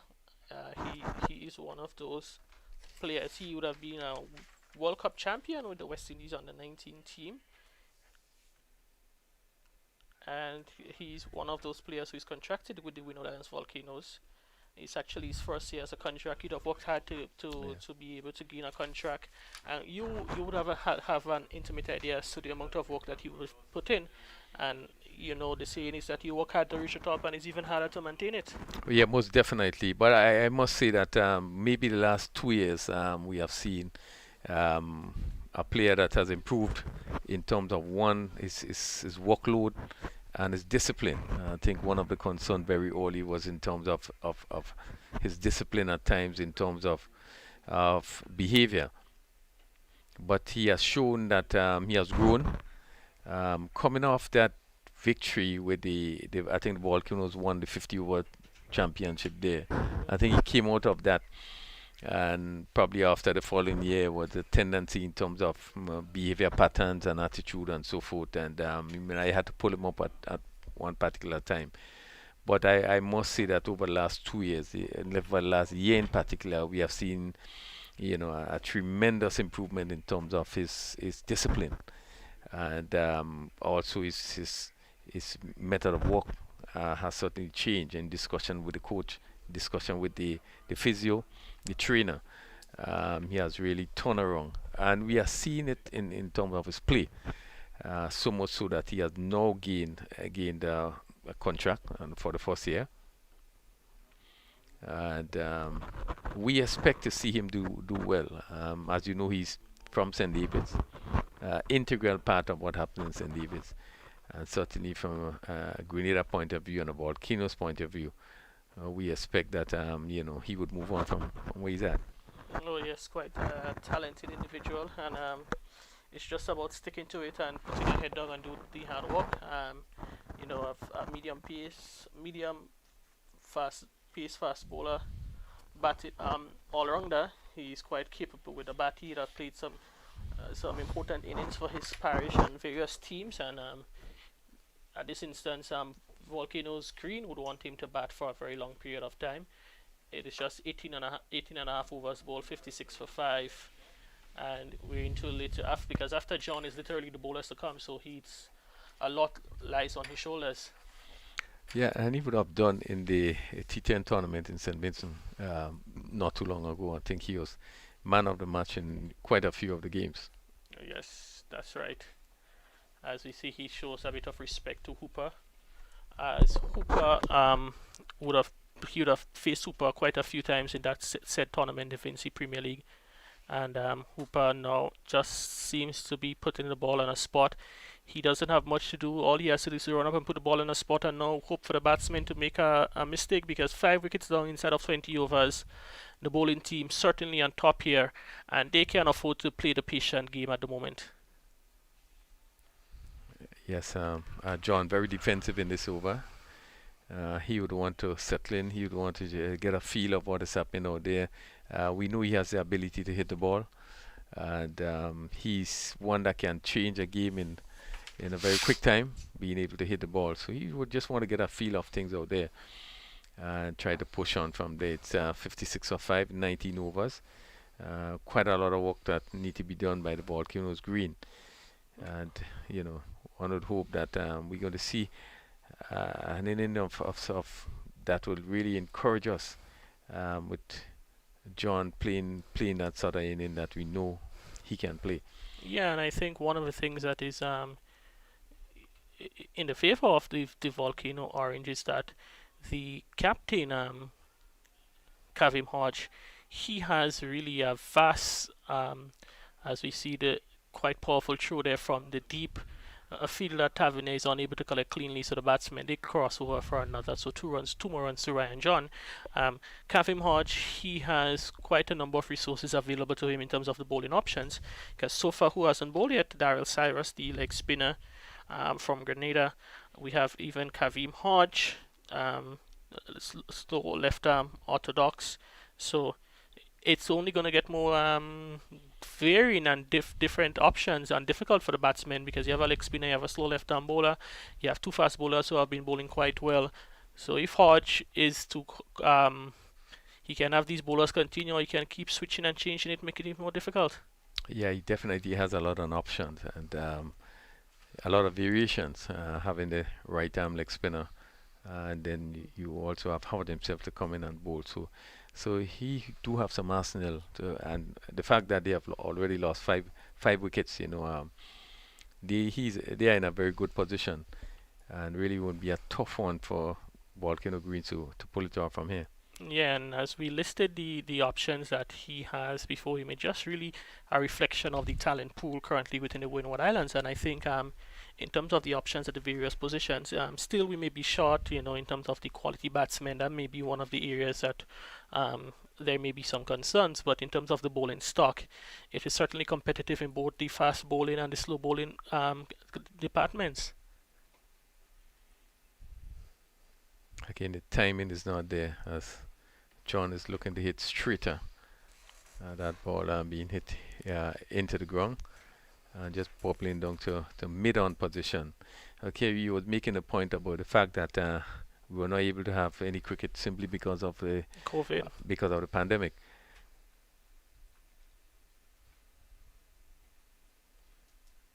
And I continue to see that we need to compliment the organizers that we can have something happening here where we probably have the cream of the crop in regards to the Windwards players coming together and being able to train and now being able to compete, which is a good thing. I'm not sure this is happening nowhere in the region in the West Indies. Well, the thing about it is that, even in Trinidad, they may not have organized, we're not too sure what's happening there, but all the players, or most of the players, is in one island. Same for Barbados, Jamaica, Guyana. But the problem with the Windward Islands and the Leeward Islands is that it's multiple islands making up these territories. In the case of the Windwards, it's 4 islands: Dominica, St. Lucia, St. Vincent, and Grenada. So just by getting these players in here, then they would have to go through they would have to undergo the various protocols as relates to COVID in terms of quarantine and so forth, and to come in here and to be able to compete in a series of practice matches. This is the third, and the fourth one will be tomorrow. It certainly it was a Herculean effort to get all of these together, and I think kudos to the Windward Islands and by extension Cricket West Indies for organizing this session so that the players, in the absence of a regular Windward Islands tournament, can have some sort of competition and stake some claims for positions on the Windward Islands squad for this CWI Super 50. Yeah, and John is just clipping out one down to mid-wicket. He ambles a single as the fielder of the mid-wicket boundary comes in. 61 for 5. And Ryan John, who is really the all-rounder on the team, would want to really put his head down and probably get a good score. Just on that 30 overs to go. So it's quite a lot of overs. And now it's the fielders putting up. Hodge is keep applying the pressure. At this stage you can have a few. I think you can have as much as 4 fielders inside the circle, but he's certainly trying to turn the screws here. He has 2 slips, a fielder at backward point, extra cover, mid-off, and Hooper is bowling quite well in that he is supporting the captain by bowling quite a decent line that is not offering any width or strain on the leg stump that the batsman can easily pick off singles on the leg side. Yeah, bowling a good line. Just maybe one felt that he could just slow it up a bit and give it a little bit more air, which he does on this occasion, and watch outside the off stump. So and he just seemed to get about the bonks. Anytime he slows it up and give it some air, it just seemed to bonks quite a bit. We have seen the keeper having to jump to take some deliveries, and that's an indication that as you impart more spin and you throw it up a bit, it does a bit more on the wicket.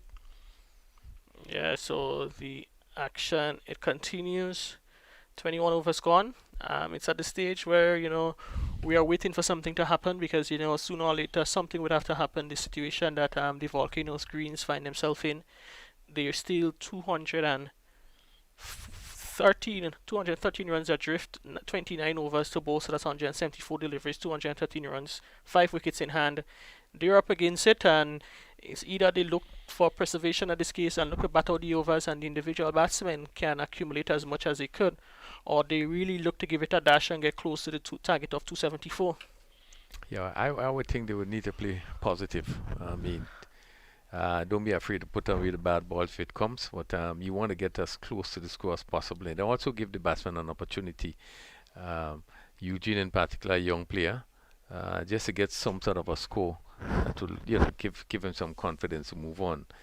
And John, an opportunity, even though the team is in this situation, but you as a senior player, as an experienced player, would want to play the sort of inning that is necessary, maybe to pull the team out of the position they. So you have to be positive and push it around, but take full charge of the bad deliveries.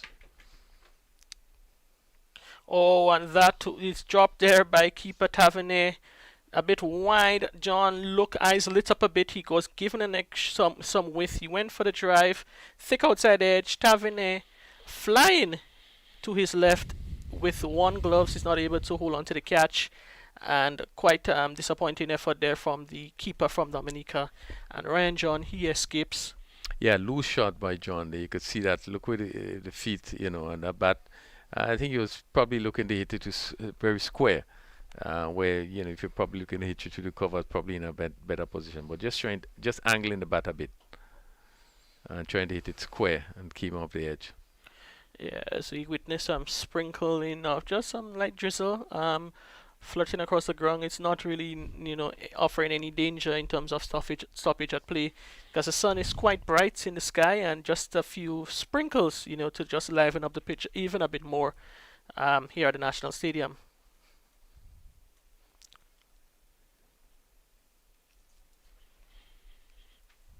Yes, Stout continues to keep it very tight.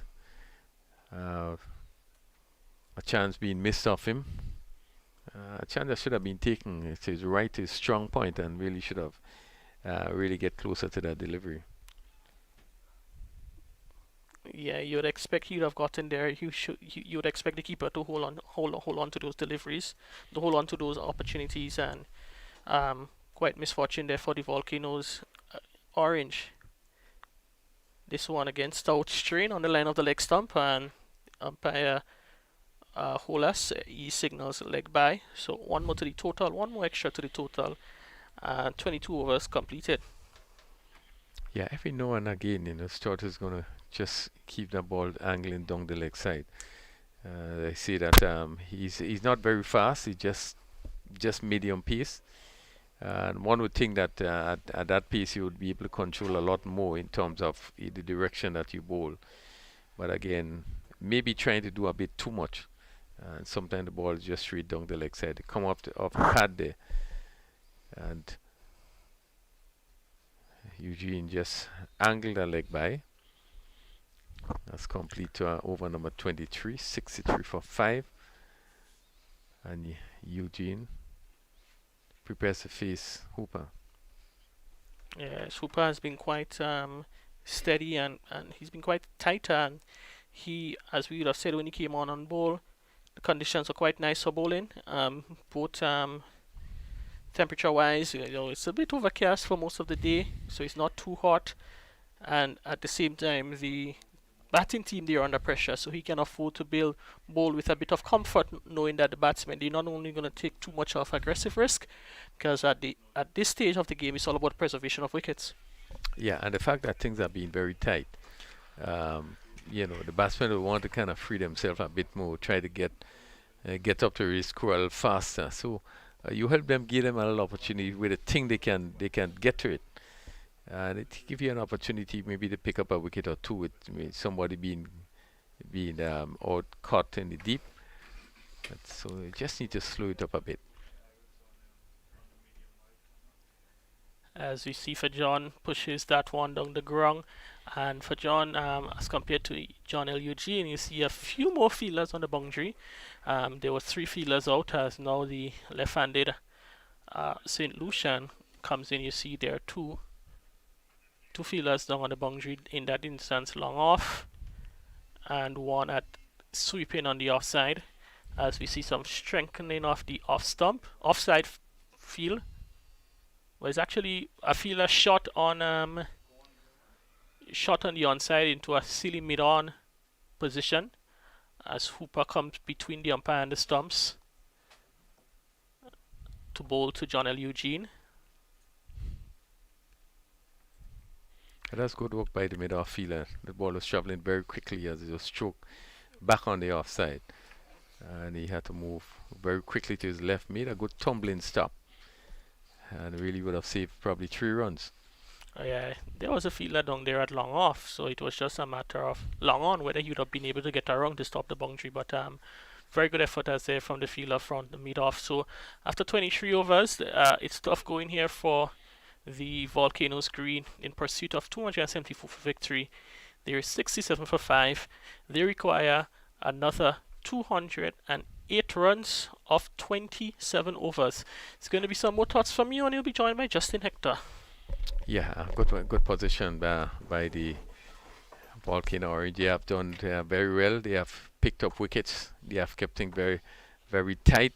And really, as Stott continues from this northern end, they are looking to make further inroads. The wicket of Ryan John would be a big one if they're able to get it. I think John would be the difference now in terms of what happens with the batting of the Volcano Greens. Therefore, they would be hoping to pick up his wicket with a packed offside field and slip a third man backward point, cover extra, cover mid-off as Stott continues. Yeah, delivery. So there was some, maybe John by nature likes to play on the onside, likes to hit the ball hard, like to hit the ball long. But I don't think at this point he could actually indulge in that type of taking that type of chance. Well, I am of I am of the opinion, Justin, in that your best chance is to play your game. Yeah, is to play your game. I think just like that. The beautiful shot there as he came forward and just lifted this with all the ease in the world, and it came over long off a 6. And it strengthened the point I was about to make. Your best bet is to play your game. All it calls for is some judgment. You just have to make sure your judgment is right. And if you do that and you play your game, it gives you a better chance to really perform well. You may try to play a game that you're not used to, and you find difficulty. He's a stroke maker. He loves to hit the ball, and hitting straight, I think, is one of his assets. He plays it really well, and that shot he hit up over long off the indication of the way he plays and the ability he has. But certainly, it has been a very good shot. I guess about like Stout to predominantly just look to put the ball there, put it on a length, on a line. I think a player like John would probably flourish a bit with that type of bowling. Yeah, most definitely. And when you look at the field, and there is a mid-off, and there's a mid-on fairly deep, but outside of that, I mean, your long off is clear, your long on is clear. So, you know, and he being a player that loves to hit straight, this one is hit this one over, long on, and again, he didn't get the time in there. He actually flicked this ball instead of hitting it. Really should have gone through with that shot, but he was able to pick up two runs as it went over that fielder, feeling that a mid on deep. Yeah, picked up 2. Right, so 2 more to John. I think yes. What's the it's always been a safe shot once the fielder is inside the circle. So yeah.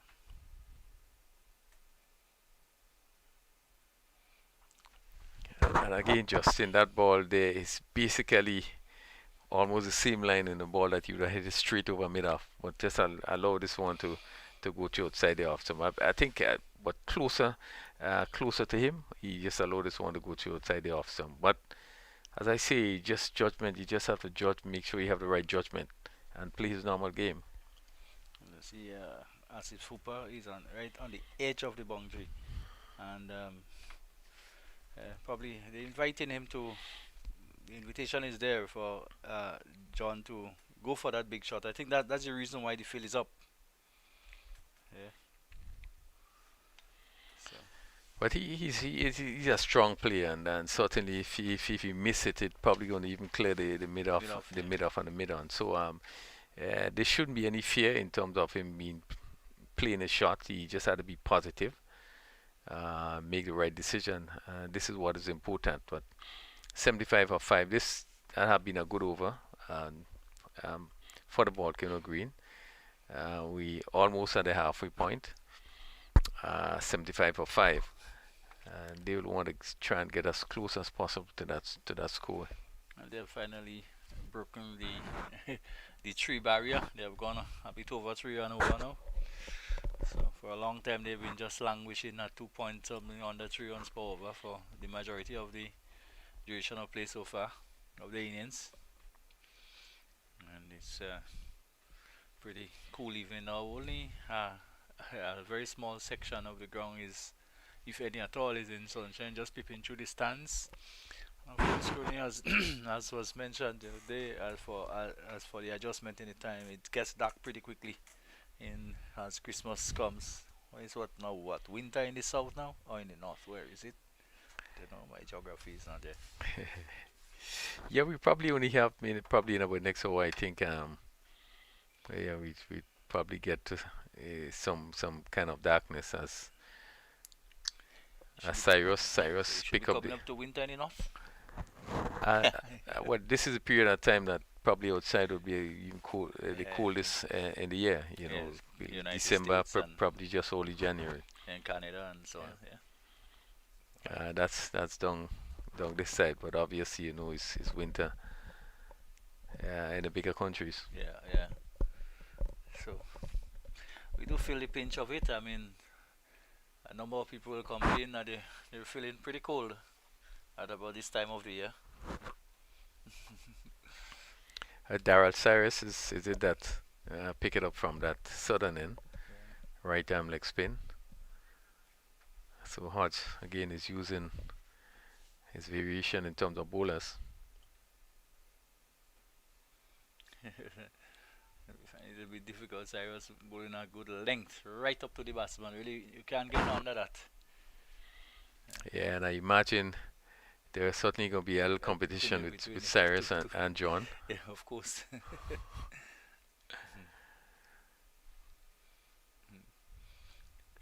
The problem is who will probably break quicker.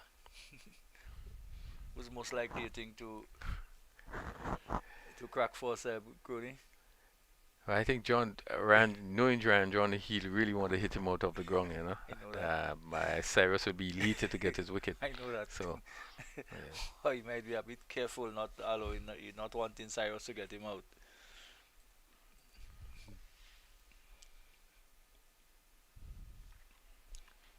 Cyrus is bowling to a long off and a long on.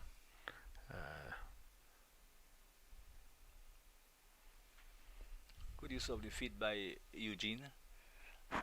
You just cannot allow sometimes the bowlers, the spinners especially, to bowl to you. You need to really get to them, get close to the ball as you possibly can. Negate whatever spin that may be there. It's so encouraging to see batsmen use their feet. It's something that you don't see regularly, but obviously being able to be nimble on your feet, using your feet as spinners, much easier to be able to deal with the spin. Indeed. So Hodge himself has come on from the northern end here. So spin on both ends. I think they do have the luxury to do that, and the spinners have shown in the latter stages of the game to be rather difficult to get away. Yeah, when one look back at the batting of the Volcano Green, at the piece they were going on Volcano Orange. You know, the piece they were going on, and you know, one was thinking that they're probably going to get almost 300 runs because they really started off very quickly. I think when they would have lost the fourth wicket just around the 200 mark, you know, it really slowed down and it looked pretty difficult. And they really had to struggle to get up to that 274. I tell you, when the spinners more or less kind of came into the wood and began to bowl a lot slower, one could think of the bowling of Edwards, who slowed it down and made it a little more difficult to get the ball away. I think this is what is necessary now, where you, as a spinners, you slow it down and you use a lot of variation. So run scoring becomes a lot more difficult, a lot more challenging, and this is what is necessary. I also think that Hodge is a critical juncture because Hodge will want to get rid of Ryan John as quickly as he can. He'll want to see the back of Ryan John. I think he thinks too that he has that. How? But he will get away with that. Yeah. Yeah, I think that will be the major blow they will want to strike in terms of getting rid of John. Again, short delivery, quicker, and as John went to pull there, obviously was deceived and hit this one in the air, but in no man's land. Yes, the ball went one way, the bat went separate ways. Yeah, bats coming out of his hand, and the fielder long off had to come in, and the mid wicket, had to run back, but pretty safely, and he picked up a single in the process. Down the track again is Eugene. Looks as his father, Crony, his approach. Not as a father. I think the father was more explosive, man. Yeah. John has been a brilliant player. He's a player that fears no one. A very aggressive player. Technically really good. Technically sound. And his driving was really good. Was really one of the shots that you want to see him play, this driving, but very attractive player. I think his son will have to go along with to come close to him.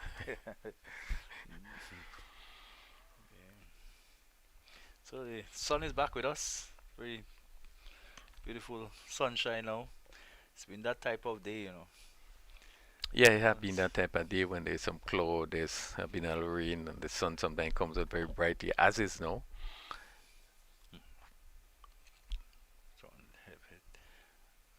Yeah, good by his colleague. Good delivery by Cyrus. Yeah. So there's some bragging rights.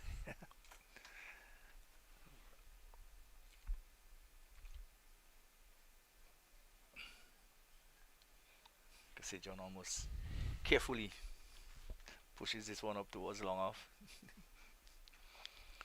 Yeah, continues to bowl. An offside feel of a slip and cover, extra cover, backward point cover on the boundary long off. That has been his feel for the right-hander. This is Eugene again is stroking this one down to long off. Yeah, his father would have not stroked, but really would have hit that very smoothly, somewhere between mid wicket and long, mid on down to the boundary for 4. But he has a right temperament.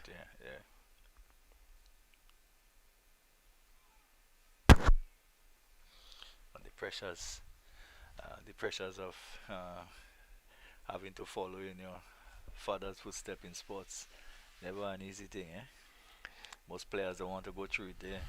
If their dad play a particular game, they would prefer to choose another one, even if they can get by in the same sport, because they don't, to having to hear that your father was this and your father was that, and comparing you all the time and contrasting you. Yeah, and I would think that certainly his father would have given him done a lot of work with him in terms of giving support, but really it's a different time now in terms of even among the cricket that's being played in the various islands, I would think that there would have been a lot more competition, a lot more teams involved playing just around the time of his father, and really cricket was a thing at the time, everybody playing. This time around, I think one of the weaknesses we are seeing is that not enough cricket is being played in the islands.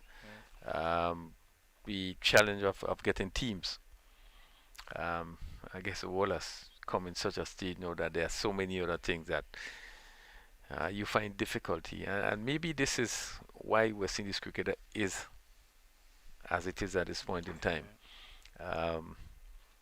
Again, the level of cricket that being played, there's hardly any 2-day game or 3-day game being played now. Just a shorter version, the T20, the 1-day games. So as such, you're not getting players with the basic from start up to come up. And this has certainly affected our game. Quick ball by Hodge. And almost getting through John. Had to come hurriedly down on it. This time he steals a single. Had to hustle a bit in the end. But doing the right thing, looking to pick up the singles and get quickly off strike, rotate strike. That's maybe a little bit more than that is required now at this stage. Yeah, they will need to push it around, maybe pick up the boundaries here and there. But they will have to somehow find a way to push on. So as the sun not only shining brightly outside, but even coaching across the tables where you're sitting. Here is Hodge at this time at delivery again, stayed away into the offside. And the run trickling coming by primarily by singles. But of course, need to really keep the scoreboard ticking. Yeah. It's very frustrating for the bowler when almost every ball that he bowls results in one run or another.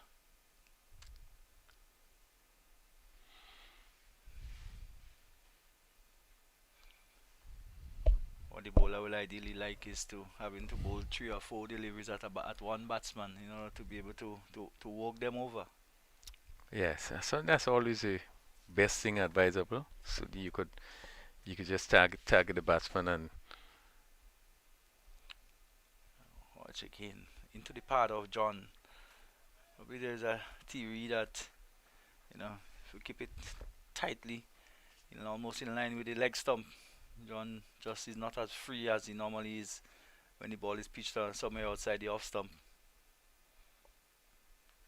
Of course, every player probably likes room outside the off stump, like to free the arm, free the hands, really. So the end of 28, 89 for 5. yeah, another quiet over there as Hodge ran John. Just seemingly just want to make sure that he stays there. Maybe again giving himself some time. No sense of urgency as he's very defensive. We have seen him play just one attacking shot where he hit over long for 6. But other than that, he really hasn't tried to play any big shots. He's just looking to stay. Probably just trying to take a little bit more time before he gets off. He's the sort of player that if he gets off, it doesn't take him long really to change things. And therefore, maybe he's having a very good look at things. And a lot will depend on him if Volcano Green is going to really come close or even challenge that score. We'll have to see him playing a tremendous inning. Yeah, that won't be probably one of the more memorable knocks here. As again a delivery driven up on the offside, but knocked down there by Cyrus. So therefore he was given the skipper. In fact, Asif Hooper is out there. So Cyrus into a pretty decent spell to John, and John could do no more than to push it out on the offside.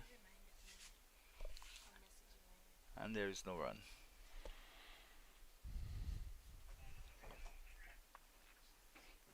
Cyrus and John locked in a keen battle. Yeah, you could see that competitive nature between these two players. John, they just preparing the cut and allowing that one to go through outside the off stump. Again, this time, just allowing him to trust in the bounce of the pitch, and we've seen quite consistent bounce all day. Don't see anything really keep low or challenge the into the pad, or players have been able to basically play the ball on the merits. They have been consistent in as I said, in terms of the bounce. No real alarms when it comes to that. And this time John goes for it, and he could be in some trouble here. The field light's coming. I'm going to drop it. Well. Yeah, bad miss. Yes. Bad miss by the feeling at long of the.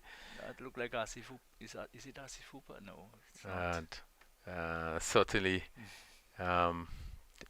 Cyrus had John really falling for it there. And this, he wasn't to the pitch of this one, a little bit wider, but I think importantly, give it some more air. So I think John really felt that with the air that he was giving it, he would have gone for it. But he had to reach for it. and we have seen that he dunked a long off and not The Milners. just about 3/4 to the boundary. Yes, got both hands to it. And he couldn't hold on. He got both hands to it and wasn't able to hold on. So certainly a bad miss there. As Cyrus would be aggrieved right now. So Cyrus had the chance to pick up John.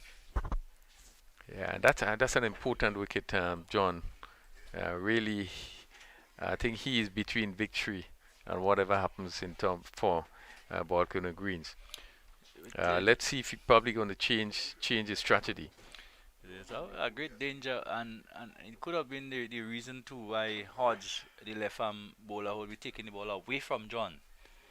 Yes, and of course Cyrus also the leg spinner, taking the ball away from John.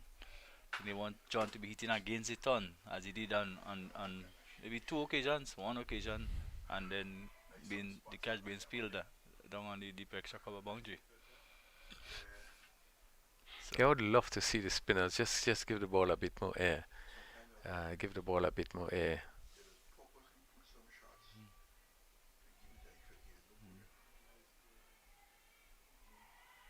He cleaned him up. Yes. Bowl him and certainly we spoke about air, and this one was flighted, giving some flight, and he was beaten in the flight. All ends up as we're probably going to see the replay or tell you what happens, and Eugene they come in looking to drive, and really seemingly played all over that delivery. And again, Hodge giving that ball some air and picking up the important wicket of Eugene, who batted well. He stuck to it and really was pushing it around. But certainly it obviously going to reach a stage where they need to push on. Yes, and do they have the resources to do so? And certainly, I think the flight and the air, that big. When you see a ball tossed up as a batsman, you will want to come at it. Your first instinct is to try to get to the ball. If your footwork is not good, going to be a challenge. And this time, I think he more or less probably would have yorked himself more than anything else. That's why it's important, in my view, that for slower bowlers, try to walk the ball, give it time to go in the air and the bounce and the turn and so forth. And even as we spoke about it, we saw it happening. Yes, Hodge picking up his first wicket, having a wicket of Eugene being bowled. And it could have been worse had the catch been taken down on the deep extra cover boundary as Lewis makes his way out. You can safely say that when it comes down to Lewis, it's probably what, 8, 9, 10 jack? Well, yes, it's down to the bowlers now. I mean, you have basically the bowlers succumb. You have Lewis, you have Larry Edwards, and basically the bowlers succumb at 6 down for 94. Really, not much hope for the Volcano Greens. With the regard coming from, maybe the lone man still has to be John. But the bowling of the Volcano Orange have been really disciplined for the most part, except probably probably when Obed McCoy was on, he was sprayed it around a bit, but that apart, Yeah, I thought that the opening spell was pretty explosive. I mean, Jordan, who would have bowled from that sudden and bowled very quickly. I think he would have bowled a few overs, maybe 3-4 overs of a really good pace. Yeah. To really would have shaken up some of the batsmen. And then we had McCoy coming from this end, being able to move the ball both ways, even though his line was not as supposed to be, a bit erratic at time, but I think the movement that he was getting did create some concern, and that this would have pushed him back quite a bit, losing 4 wickets early. Really, there was not much chance of they coming back to really challenge that score of 273. No, not at all. Which we always thought from the start it was a pretty good score, although they did suggest that probably it could have been closer to 300 than 270. Yeah, but the start that the Volcano Orange had, one would have thought that they would have really gone on. I mean, over 100 before the first wicket fall, and really seemingly in control of things. Cyrus to Lewis this time. Just keeping the batsman on his toes. He skipped across and had a pretty quick return back to the keeper.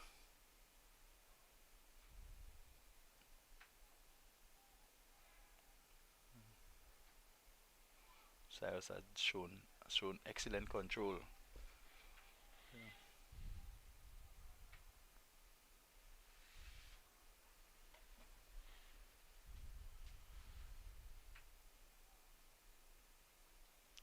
Delivery on the pad again, and still almost in line with middle and leg stump. And Lewis can do no more than pleat out on the onside. One doesn't expect Lewis to set the world on fire, Crony. Yeah, and Cyrus, as you say, having good control, but again, he's in a position where he also can take chances with the score at 96 for 6. Leg spinners normally can be very expensive, but he has been keeping it very tight. Again, just a bit quick at times. Well, 96 for 6 is a score, Crony, that you might be fresh in your memory.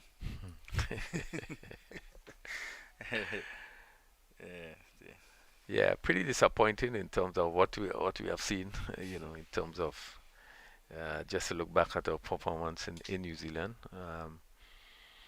is not a situation that is encouraging. But one hope that come the second test, they're probably gonna pick up, and we see a better performance. Well, the over has come to an end. That's over number 31. Question is,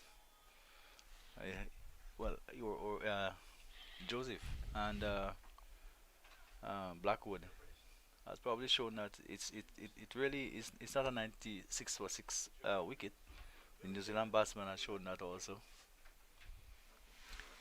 Yeah, I generally I don't think it's a bad wicket in any way. I think it's a good wicket. Obviously, because of the greed, we're not used to it, and I think it would have fooled maybe both teams. Yeah. But the mere fact that New Zealand would have batted so well, one would have expected that we would have given probably a better batting performance. As Hodge continues, and John off the back foot and gets a quick single one, which if they probably were fielded by that Keto there, probably could have been interesting. Yeah, not getting the timing right as John they looking to pierce the offside field. It went bunks in to the cover fielder Keto. That give him time to have a single. What come Lewis and plays it up on the onside. I think while they will be looking to get John out too, but I think anything that happens on the other end will be welcomed by the Orange. Lewis is no sham with the bat really either. He can hang around for a while. There goes the variation. Beaten by a quicker delivery. I don't think it passed far from the off stump. No, just threw him before he completed the shot. And this one, the one pitched up, and he'll get away with that also. It will drop and bounce towards the boundary, and he'll have a couple. So Lewis deciding to free his arm. I think that's what pressure can do.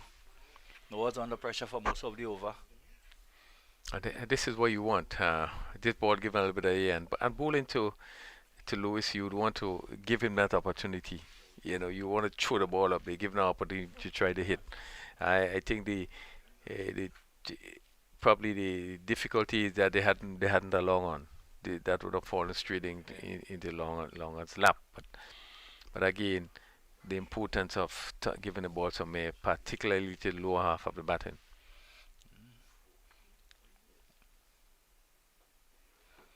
I think the same can be done to John and encourage him to go for the big ones. Because of the position they find themselves in, they can afford to do so Yeah. and take some chances. Even though you're being hit for a boundary, but you have an opportunity.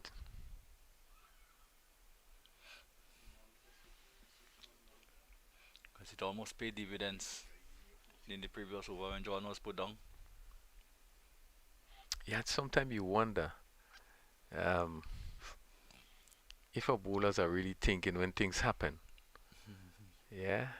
He was dropped because of a ball was given some air and just put out wide, so he had to reach for it. But we have not seen another one. Since then, yeah. This is good fielding. The fielder, the skipper, in fact, had extra cover. Always in the game.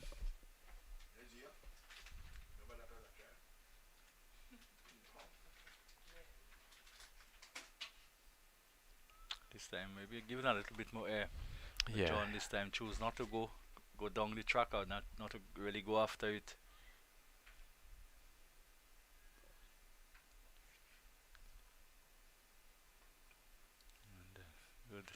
And, good testing over there by Cyrus. He's had a good spell. He's really exercised good control. Yeah, you do have good control. Again, you want to pick up wickets. You want to pick up wickets. No, you can probably take chances and have the batsman hitting out and so forth. But again, it's just a bit too fast, just being flat. And it make it easier for the batsman to play at 99 for 6. We had 33 overs being bowled. And really, it is now an uphill target to get to the required runs, as Hart's going to pick it up, and in this northern end, bowling to Sherman Lewis. Well, it's quite difficult to, if you look at what is left and to understand where these runs will actually, who will actually provide or score those runs for the Greens. Or full toss, which goes down to the man at in fact he probably didn't carry him. I couldn't tell with the contrasting light down there, could you? John down on the boundary. Let's probably see if we see it in the replay, but I went pretty close to the fielder down at mid wicket. I was not able to complete the catch. It was very close to a no ball too. It was close to the waistline.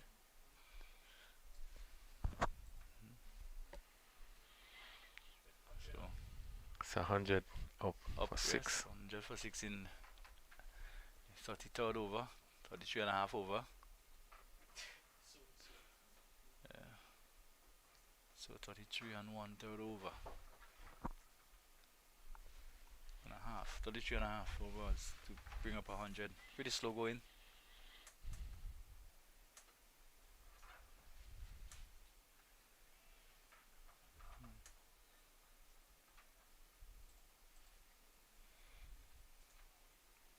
Lewis just hanging in there with John. Probably except one, maybe 2 shots. We haven't seen much more than that in anger from John. And we speak about, as we come to the end of the 34th over, we speak about the feeling of the volcano green. I know we see the feeling of the orange, but one must say that the quality of feeling of the volcano orange really have been much better than what we saw of the volcano green. I think they seem to be moving pretty quickly to the deliveries, and some of the stops they have been making. I think the fielding performance have been excellent. Indeed, it was. Cyrus takes it up again from the southern end, and again this time John tugging it away on the onside, almost one hand, the right hand coming off the bat, meaning that probably was deceived a bit in flight. Yeah, again, ball given some flight, and really see what not to the pitch, fully to the pitch of it, and just having hit with one hand, no timing. That's what went down to long on. And a quick single there, safe one in the end. To just get the feeling that there was some danger. Had the fielder been able to come across, so he probably was confident that it was far away enough and timed well enough to pass the fieldsman. So Another single to Sherman, and of course John will want the majority of the strike at this point. He won't be tempted at all to go after this one.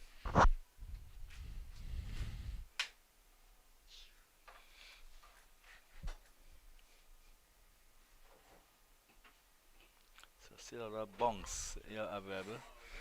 Yeah, again. A lot of bunks outside the off. Some people be interested if you could get that bunks on a much straighter line.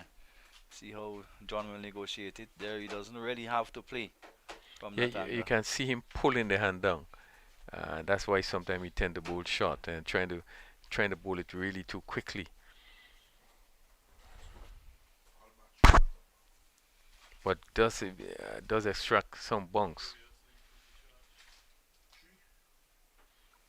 Again, the hand comes down really, really quickly and not being able to toss the ball up and give it some air.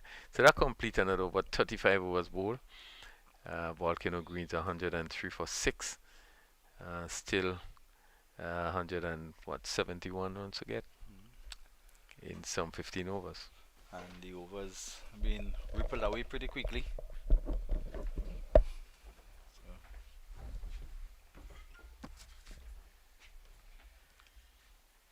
It will be hard to continue from the northern end. As Rafael Clooney exits and Kerry Frank comes back into the chair. Series of delivery which is forward by Lewis.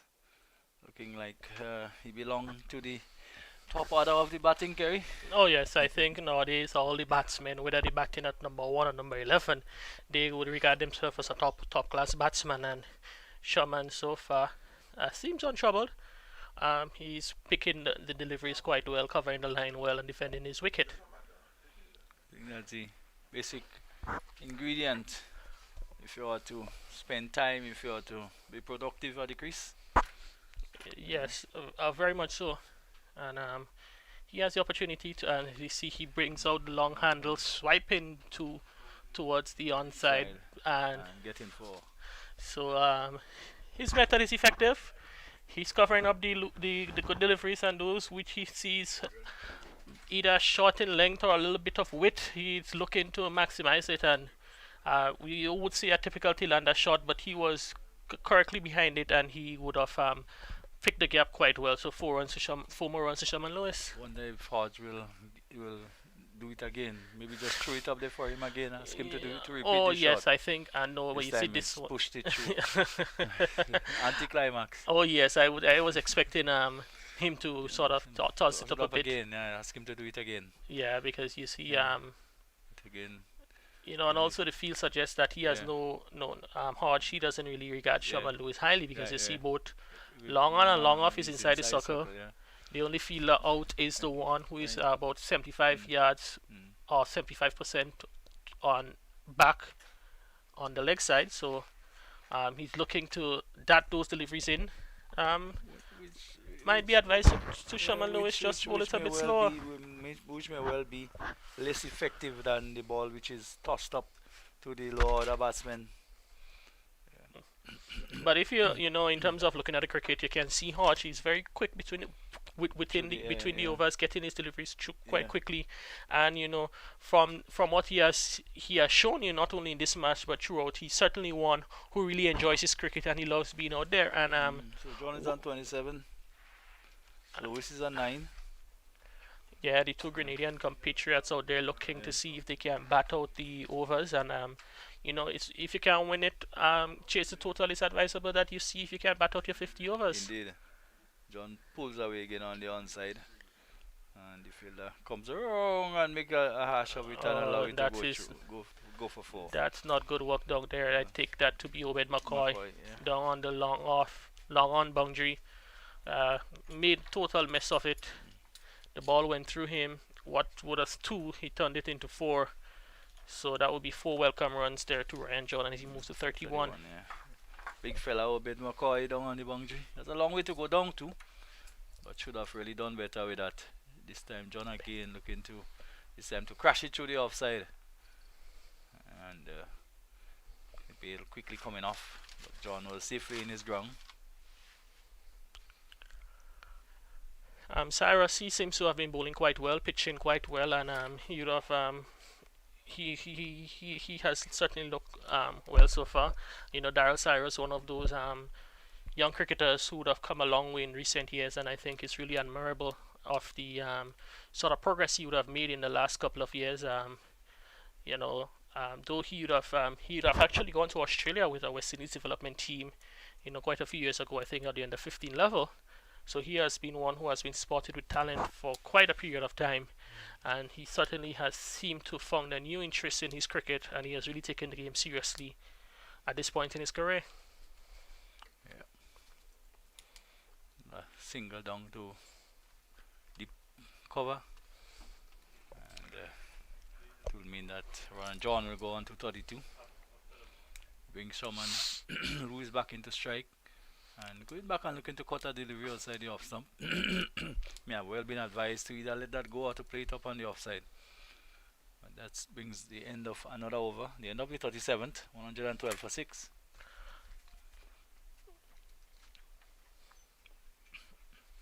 And it's going to be Hodge who will continue from the northern end.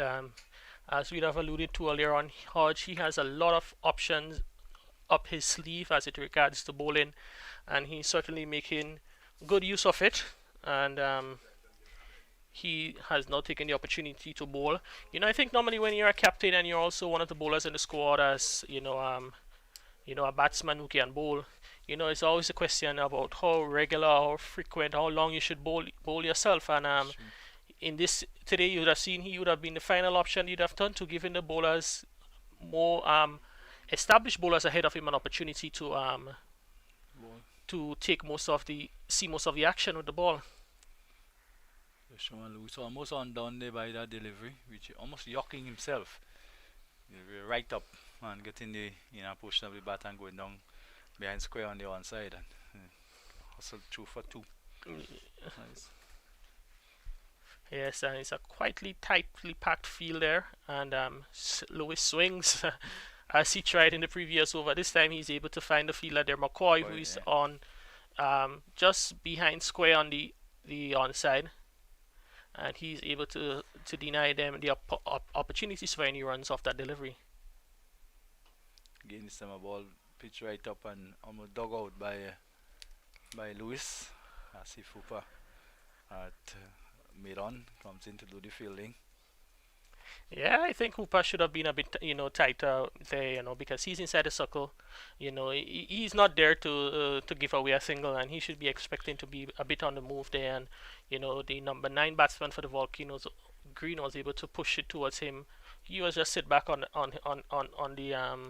the heels of his feet, and they were able to cross through for a quick single. So he would be disappointed with that effort. Indeed, he will be. And almost darkening pretty quickly here. It's that time of the year. Christmas. Yeah. There's a much quicker delivery by Hodge. Right up on the onside by Lewis. So he is providing some valuable, not only company, but he's into double figures. He's on 10. John is on 32. And what you would probably call a mini recovery. Yeah. Well, I think at this stage it's all about self-preservation and playing for pride. You don't want to get wrapped up for 130 inside of 43 overs, so it's all about looking to make it as difficult as possible for the Volcano Orange to pick up the remaining wickets. It's broke all day, carry about the clouds and the cloud formation, lovely formation. Oh yes, quite a beautiful over the southern end of the National Stadium as the sun takes its departure for the day, and as you would have stated earlier on, it's that time of the year when the sun would set quite early, because just a couple of days ago I was in St. George's, and when I looked at the clock it was 6 o'clock and it was quite dark already. Yeah. So certainly we're into the short day periods of the calendar. Driven up again to long one has been the shot of choice for John in the last few overs that we've seen him deliveries he has faced. Most of deliveries have been just played up towards long on. Cyrus comes in to Lewis. Lewis beaten by one just on about the off stump, grouping forward, and the ball just beating the outside edge into the gloves of the keeper. Yeah, I think most of Cyrus' deliveries is either those one that go straight on or those turn away from the right-handed batsman, and I would love to see him really work on that one that comes the other way, the wrong on, because when you come up against more established batsmen or batsmen of a higher quality, they can easily work you out, realizing that you do not have that one that comes in. So he always and makes the batting the leg spinner quite more easy. So once you can have so doubts in the minds of the batsmen, they would always have to look out for it. Indeed. Again, it's a special art which is required to do that. Some bowlers, it's just probably a handful of them in the world who has managed to actually produce that delivery. Yeah. Takes long years of work. Oh yes, and certainly, it's a skill that takes a lot of long time to practice, and those who master it, they certainly become champions of the game. You think of Imran Tahir, the South African leg spinner, as we see in the air and caught. Lewis looking to go downtown. Yeah. That one was a bit slower from Hodge. Lewis, he was into the shot before the ball reached towards him, and the ball would have taken the outer portion of the bat, looped towards the off side, where Dylan Douglas, he completes a comfortable catch running back. So it's another nail in the coffin for the Volcanoes Green. 7 wickets down. Sherman Lewis goes caught off the bowling of Kavim Hodge for 11, and it's 119 for 7 in over number 40. This is what we're wondering. We'd like to see probably Hodge again throwing it up a bit more for Lewis. He did on this occasion again, and Tilwa and the batsmen, they find it very difficult to resist that type of temptation. Oh yes, because normally you when you think of batting and then the ball is coming through flatter and faster, you can get behind it and either walk it on the onside or play it down the ground or play it in front of you. But once it's a bit slower, the ball has a bit more time to grip into the wicket and do a bit more action off the surface, and you're never too sure what it will do. And in that instance, Sherman Lewis, he was into the shot much quicker than the ball came to him. Probably if it was a normally paced delivery as he'd have done in the previous deliveries in the over, he may have been able to connect more cleanly with the shot that he wanted to. But time was on the side of the bowler, and he was able to rip sweet reward as we see Larry Edwards strides to the middle. Yeah, Larry, not known too much for his batting, but has been working quite diligently on his batting in recent time. And I think promising partnership being broken there. And John almost standing alone now. So interesting to see what his approach would be from now on. 8, 9, 10 Jack at the crease. And still have 10 overs and 2 deliveries to go. And I would have seen just the fielder there at the short fine leg position. That is Obed McCoy. He was doing some loosening exercise, so we would expect him to come back for a second spell at some point. We're into the final stanza of the innings of the Volcanoes Green, so he'll be looking to put a sharp end to the resistance from the Volcanoes Green. Maybe from here on it's like just batting smart now for John, not giving his wicket away, but if he can bat until the end, certainly boost his credentials, as I say, as a batsman, his average, all of that. So this award to Larry Edwards. Asking for arm guard because maybe Obed McCoy is indeed getting ready to come back into the attack.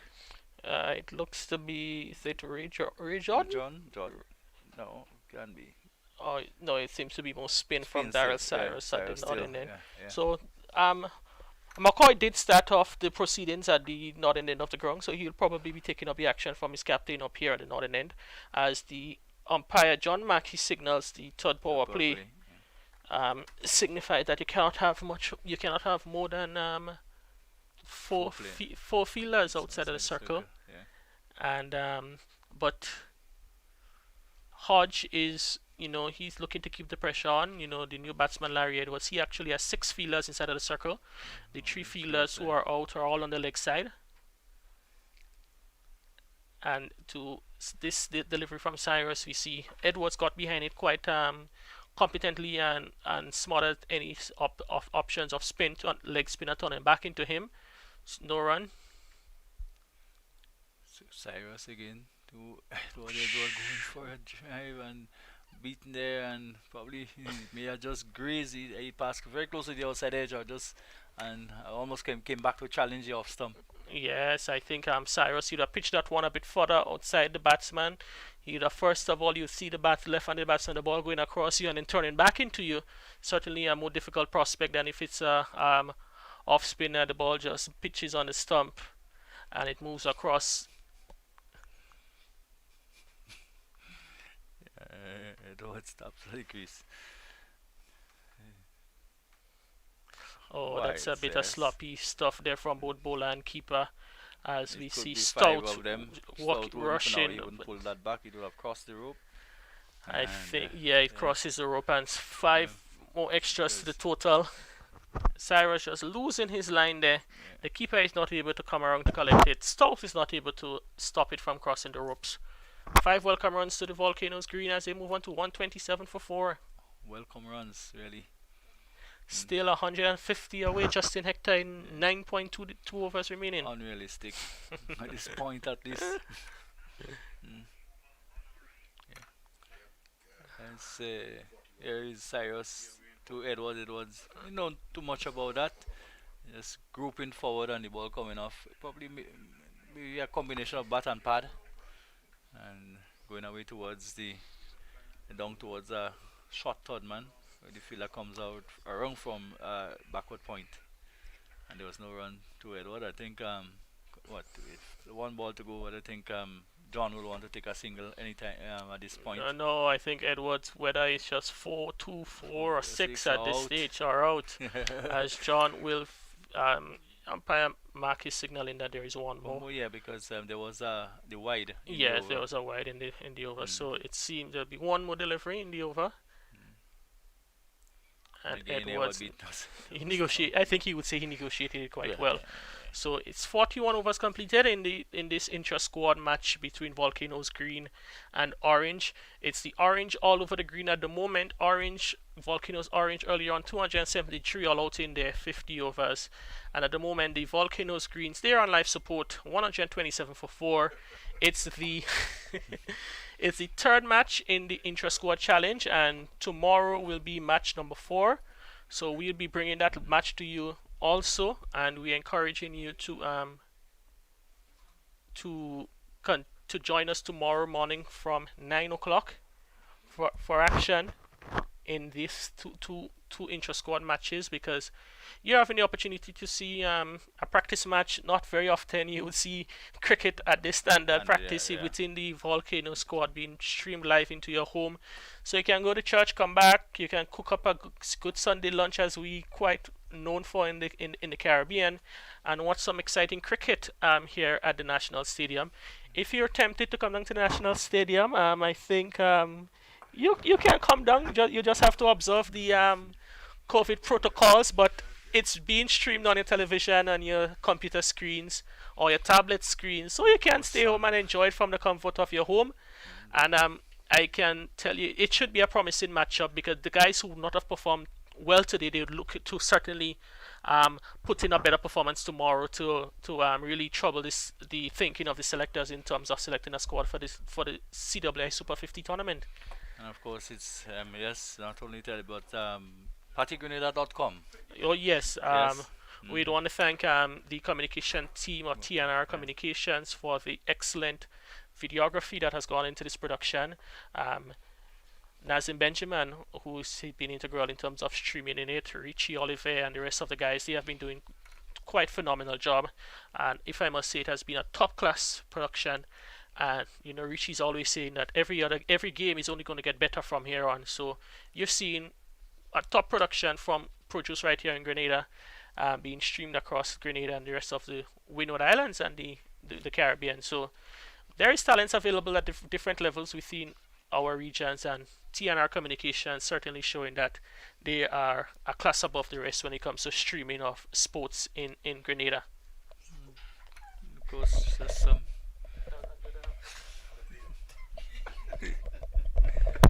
Edward gets away, turns away on the onside. And it's after after the stress of West Indies losing tonight, I think you need to maybe just watch some cricket just for entertainment. Get your mind off the.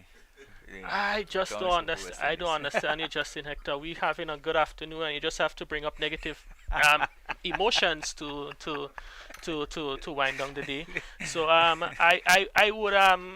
would ignore the previous comments and focus as we see Obed McCoy. He's up to the Ryan John stands up to the challenge. Just about 8 overs left in this encounter, and McCoy, he would have bowled well, probably up and down in terms of his line on the length, but he'll be looking to finish strongly, pick up maybe a couple of wickets in the tail here to wrap up what he may consider to be a good day at the job. I've always associated you, Kerry, with reality.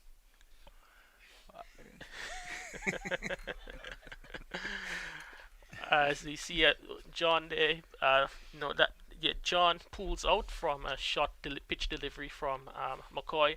Now the pitch seems to have died down a bit.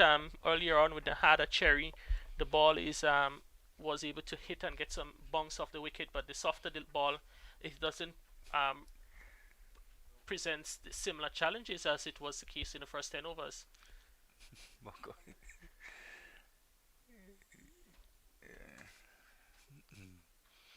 So that's the end of the McCoys comeback over. 42 overs completed, 126 for 7, and it is the sun starts to leave us. We see a little bit of golden rays streaming over the southern end of the National Stadium, and I can tell you, Justin Hector, from this vantage point here on the southwestern coast on the island, it does provide some beautiful opportunities for sunset. Yes. I wish you could tell me what the cloud formation is. Well, I know the names. I can tell you this one is whether it's serious, whether it's cumulus. Oh, someone said cumulus, right? The experts in the back were able to provide the information. It was definitely not one of my areas I focused on when I was in school. Quite beautiful conditions there at the National Stadium, and it is quite gorgeous. And I can tell you, Justin, I would have caught myself on numerous occasions just looking over the cruise ship terminal area, and quite a few snaps of the sunset as it leaves us here in St. George's, and it's quite beautiful, the sunset. Which is the case in most of the vantage points along the western coast of the island, but here in the southwest, if you look down to the Grandlands area and so forth like that, it's quite beautiful here in the St. George's as you look out over the harbour. Yes, not to take anything away from St. George's, but I live on the west, so therefore I see that final flash. Oh yes. When the sun goes beyond the horizon. It's not something everybody can attest to seeing on a regular basis. Oh yes, and the Volcanoes Orange, who is certainly in the colours of the sunset, they're looking to end this inning in a flash, but it's another badly lined delivery there by Cyrus. One down the leg side. It looks umpire signal, is it dead ball? Because he seems didn't play a shot. Well, it went down the leg side for sure. It went down the leg side across the boundary, the ropes of the boundary, so it should be 4, but it probably came off the batsman who didn't play a stroke, maybe. Well, it seems dead ball signal there by the umpire. Yeah. So I'm a bit perplexed though as to the probably came rationale. Off probably just took it on the body without playing a stroke. Yeah, but even if you once the ball, isn't it if you run is that dead ball, but if it crosses the boundary it's 4? Not necessarily. And it was big. Oh, that's a beautiful shot there from Ryan John. One pitch up outside the off stump, and Cyrus, he met Cyrus on the half volley. through extra cover region and 4 more runs. What they're saying to each other, the Cyrus and John. Well, these two guys that they've known each other, very good friends. Friends, They originate from the parish of St. David's. Though Cyrus plays for St. George's at the moment, he would have also played for St. David's at some point in time. So these guys would have played together for quite a number of years at various levels, on the 15s, on the 19s, now at the senior level. So it's players who are familiar with each other, and it really adds to the intrigue of these intra-squad battles, because they'll be training together, so they know what the other player is going to deliver. So it's all about using that experience to get one up on them. So Cyrus will have to bowl at least one extra ball in the over, having delivered a wide the previous delivery. Yeah. 1 or 2 wides, in fact, in the over so far. Yes. This to delivery, nicely flighted delivery. John can only come forward and defends it. So it's the end of another over. It should have been 5. It's 5, 6 deliveries there. The umpires would have counted 6, so they seem to have had it correct. 7 overs left, 132 for 7, and it's really I think at this stage of the inning, it's just about playing towards the finish line, because there is nothing in terms of competition left in the match. It's long completed. That first 10 over bust from both Obed McCoy and Ray Jordan would have really sealed the deal for the Volcanoes green, and it has been a struggle for the Volcanoes green from that point forward. Asking Kerry, if Larry Edwards survives the remainder of the day, he can put his hand up for a promotion? Well,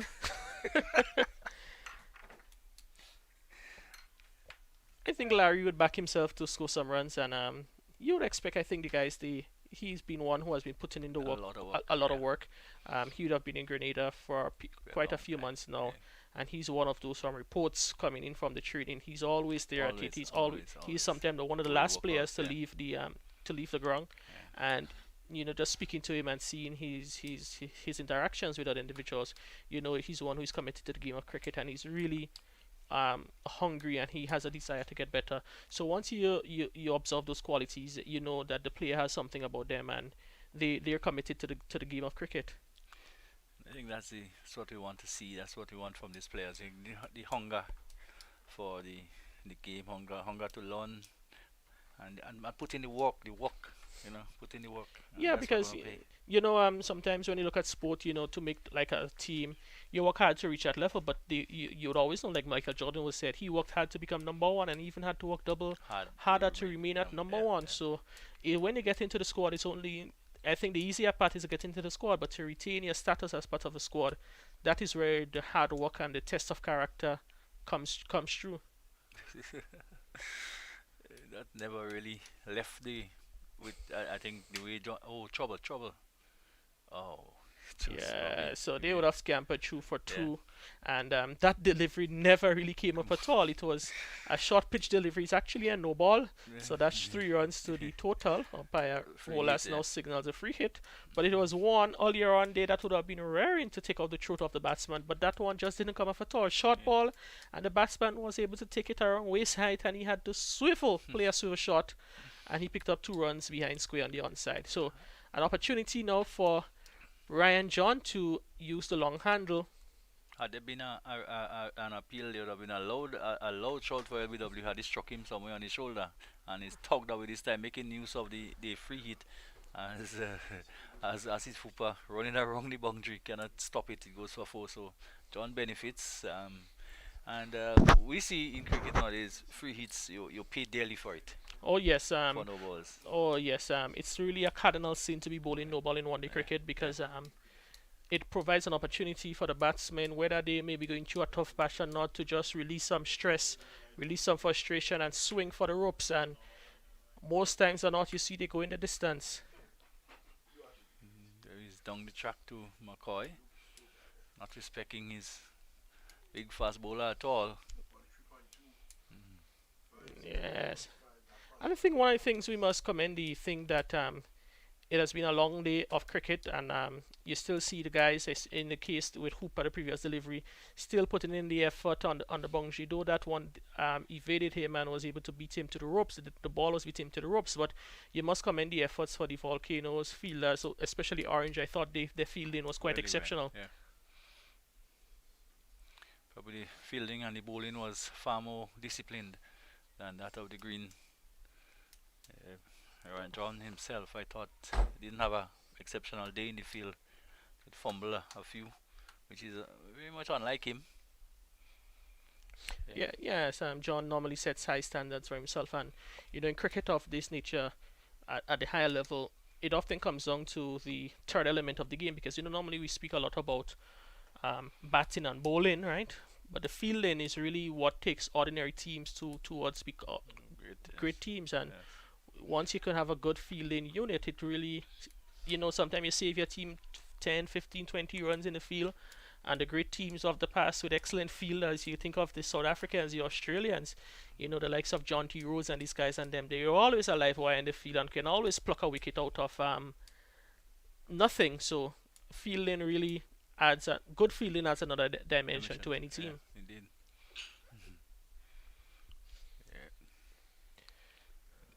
It's 5 o'clock and it's already quite getting quite dark here at the National Stadium. We should say that we did have a 9 o'clock start to combat the early sunset, but we did have a few interruptions in the day due to rain.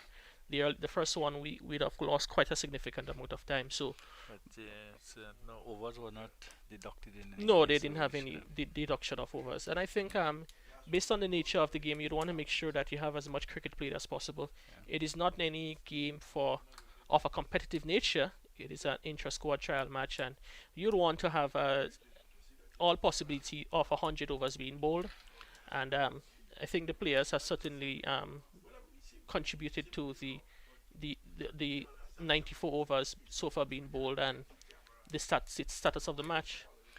So because whatever happened, the Green team, they're way behind on Duckworth Lewis, so they cannot, not even Duckworth Lewis can save them. So no way you can see them actually winning that game from here. Yeah, I think winning the match now is out of the equation. Just 6 overs to go, 133 runs to score. You're talking about over 22 runs and over.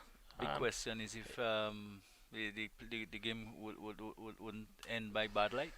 Yeah, I think it's just 6 overs to go. I think we should have extract enough light out of the day to complete the 6 overs. The guys, they're not taking too long to complete their overs. As we see, Ray Jordan, he's back for a second spell, and he bowled quite well this morning from early on in the afternoon from the southern end of the ground.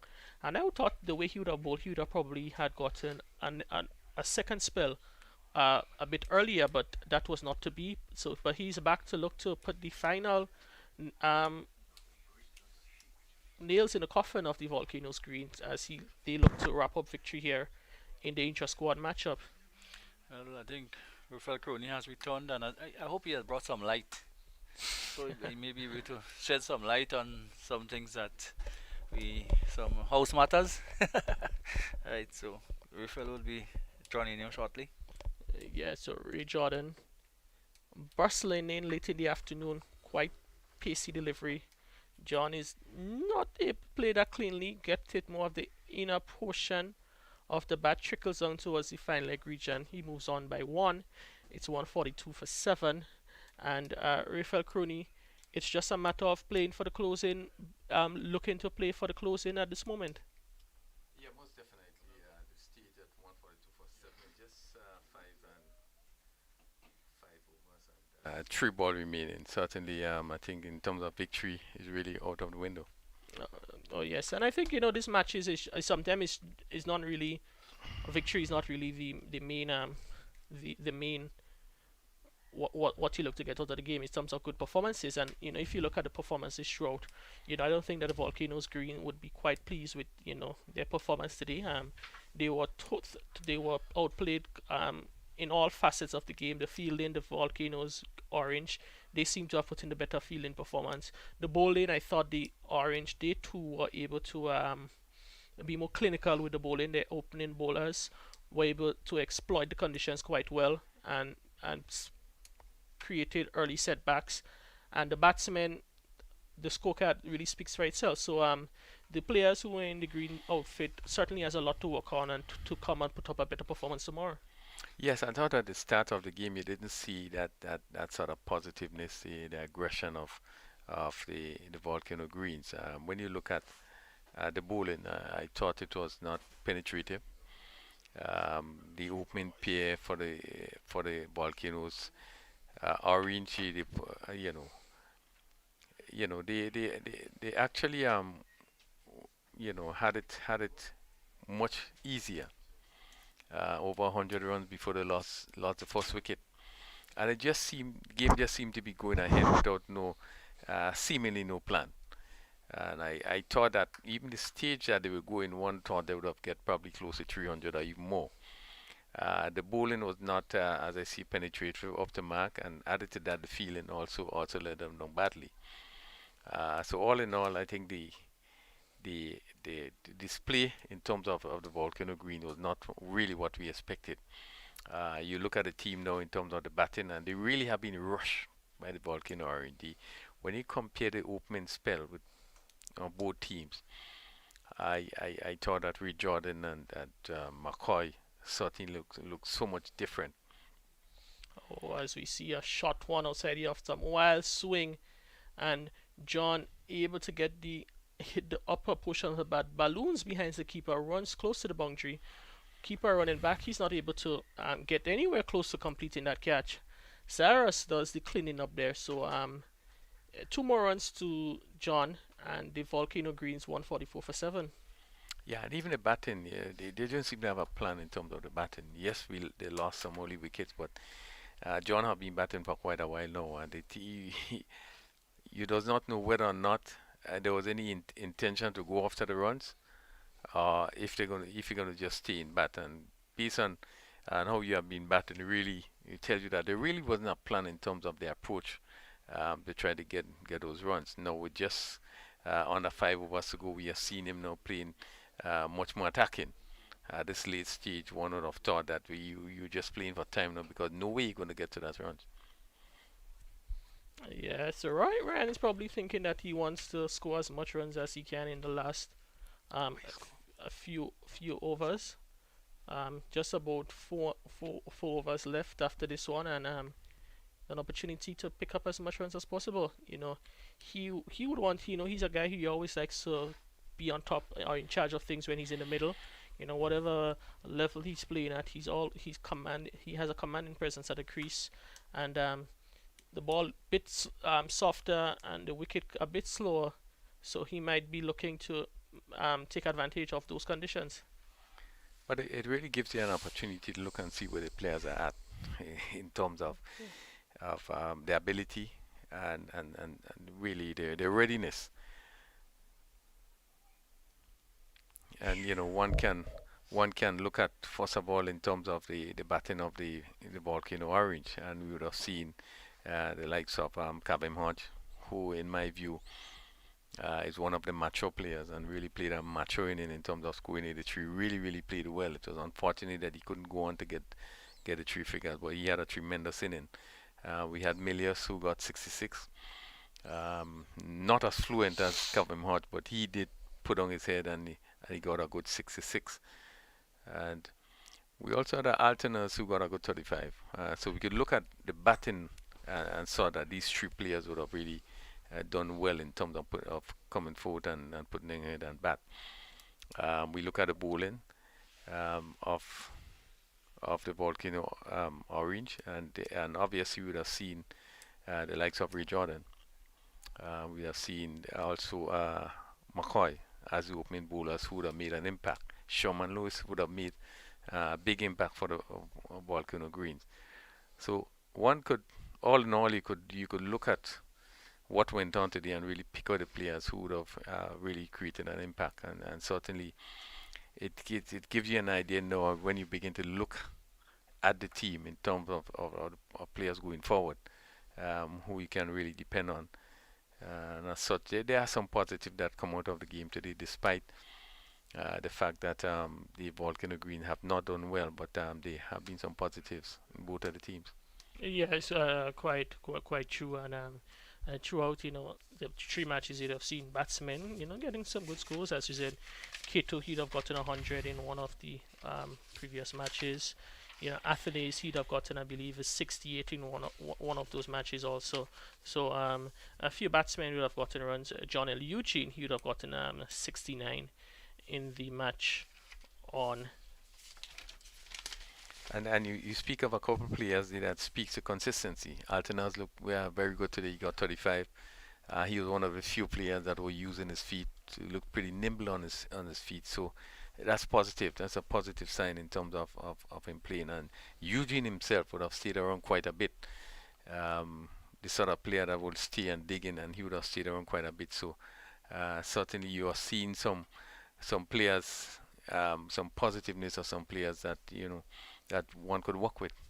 Oh, yes, it's certainly quite a wide array of talents on display, and it really provides because some of the younger players who are not necessarily on contract, Athens and John L. Eugene, they would be looking to see if they can get another score tomorrow that can really make the discussion in terms of team selection a very sticky one, because if you have guys who come into these matches and they perform well, get a few scores under the belt, you would certainly have to consider placing them into your 14-man or 15-man squad for the CWI 50 over tournament.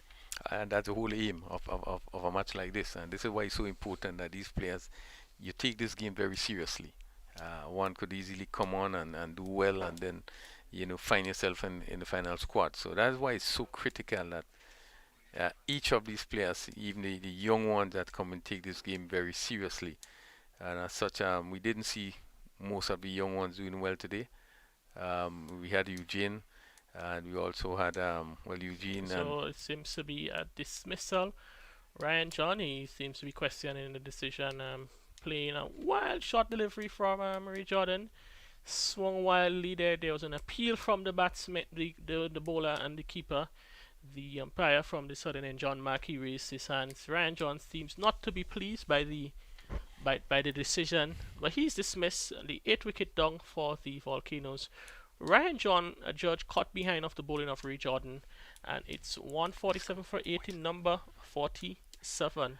Yeah, as we look at the replay here, it really was a wild swing. It really was in no position, and the appeal went up. You see the keeper come up seemingly pretty confidently, and it's not a sort of display you want to see. I think early on today we was talking about the discipline of Ryan John, where he would have come from in terms of the attitude, and this is not what you want to see at this level. Certainly I would think that the management someone will have to pull up on him here, but you does not want to see that. Well, I think he was more asking, when you look at the replay, that you were more looking, I think you were more questioning the umpire as to whether it's a wide or not, right? And I think he was a bit surprised to see the the decision of out instead of the outstretched arms of wide. So but the fielders, they didn't look too excited by the actions out there. You saw the fielder who was in covers, he was running in a bit. The keeper, not much of a big appeal from the keeper. The bowler, he was just continuing to his follow through. So, but Ryan John, he's dismissed. He's back in the pavilion, and Dylan John, he's out in the middle, and he's bowled off the first delivery. Yeah. Again, just pulling away a bit there, and that ball really crashed into the stump. But just going back to the out of John, one of the thing maybe foregone conclusion. Nobody, and at the state of the game, obviously, there's no way the Volcano Green going to win the game. Would have thought it's a foregone conclusion, and really there was no big excitement.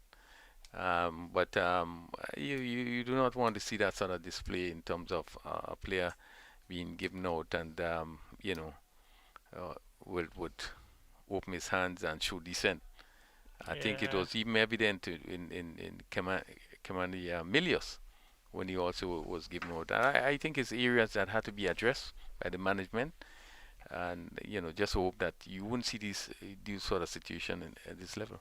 Yeah, and even now with the dismissal there, I think John was probably alluding that he was about to pull out from the shot, but I don't think he has much of a case because when you look at the replays, he was into the shot and maybe just at the last minute as the bowler was delivering, he may made attempt to move away from the stumps. He did offer a shot and he was bowled, so he was probably trying to influence the umpire that he was actually pulling out of the shot and not necessarily offering a shot. But he's gone dismiss, and here's an opportunity for Ray Jordan to finish with a hat trick. Nicholas Redhead, the number 11 batsman for the Green, he's in the middle, and Ray Jordan on a hat trick. Big appeal, and he gets a hat trick. Nicholas Redhead is out LBW, and that is a hat trick for Ray Jordan. Quite excited with his performance there. It was one which was fast and quick and honing into the middle and the leg stumps, and Jordan finishes strongly. And that one probably hit just on the knee roll. The question is, would it continue down the leg side? It would have been straightened, but the umpire judges it to be out LBW. Ray Jordan is excited at the conclusion of the match. Very good performance from Ray Jordan with the field, and overall you would say it was a team effort from the Volcanoes, but I think Ray Jordan was the leader of that bowling effort today. Yeah, most definitely. He have led the way. He had bowled quickly, which would have broken the back of the batting up front, and then you come back now and just wrap it up, picking up those 3 wickets. But he really has created an impact in terms of the pace that he has generated. And I think it was really sensible bowling in that he tried to bowl straight and fast, bring it right up. Redhead looking to go across the line, missed, and really I think it was a good decision by the umpire because he was hit in front. But one has to compliment the team led by Kavim Hodge. I think that it was a whole team effort. They seemed to have played to a plan. We saw them bat, and how they batted, they just seemed to have a plan.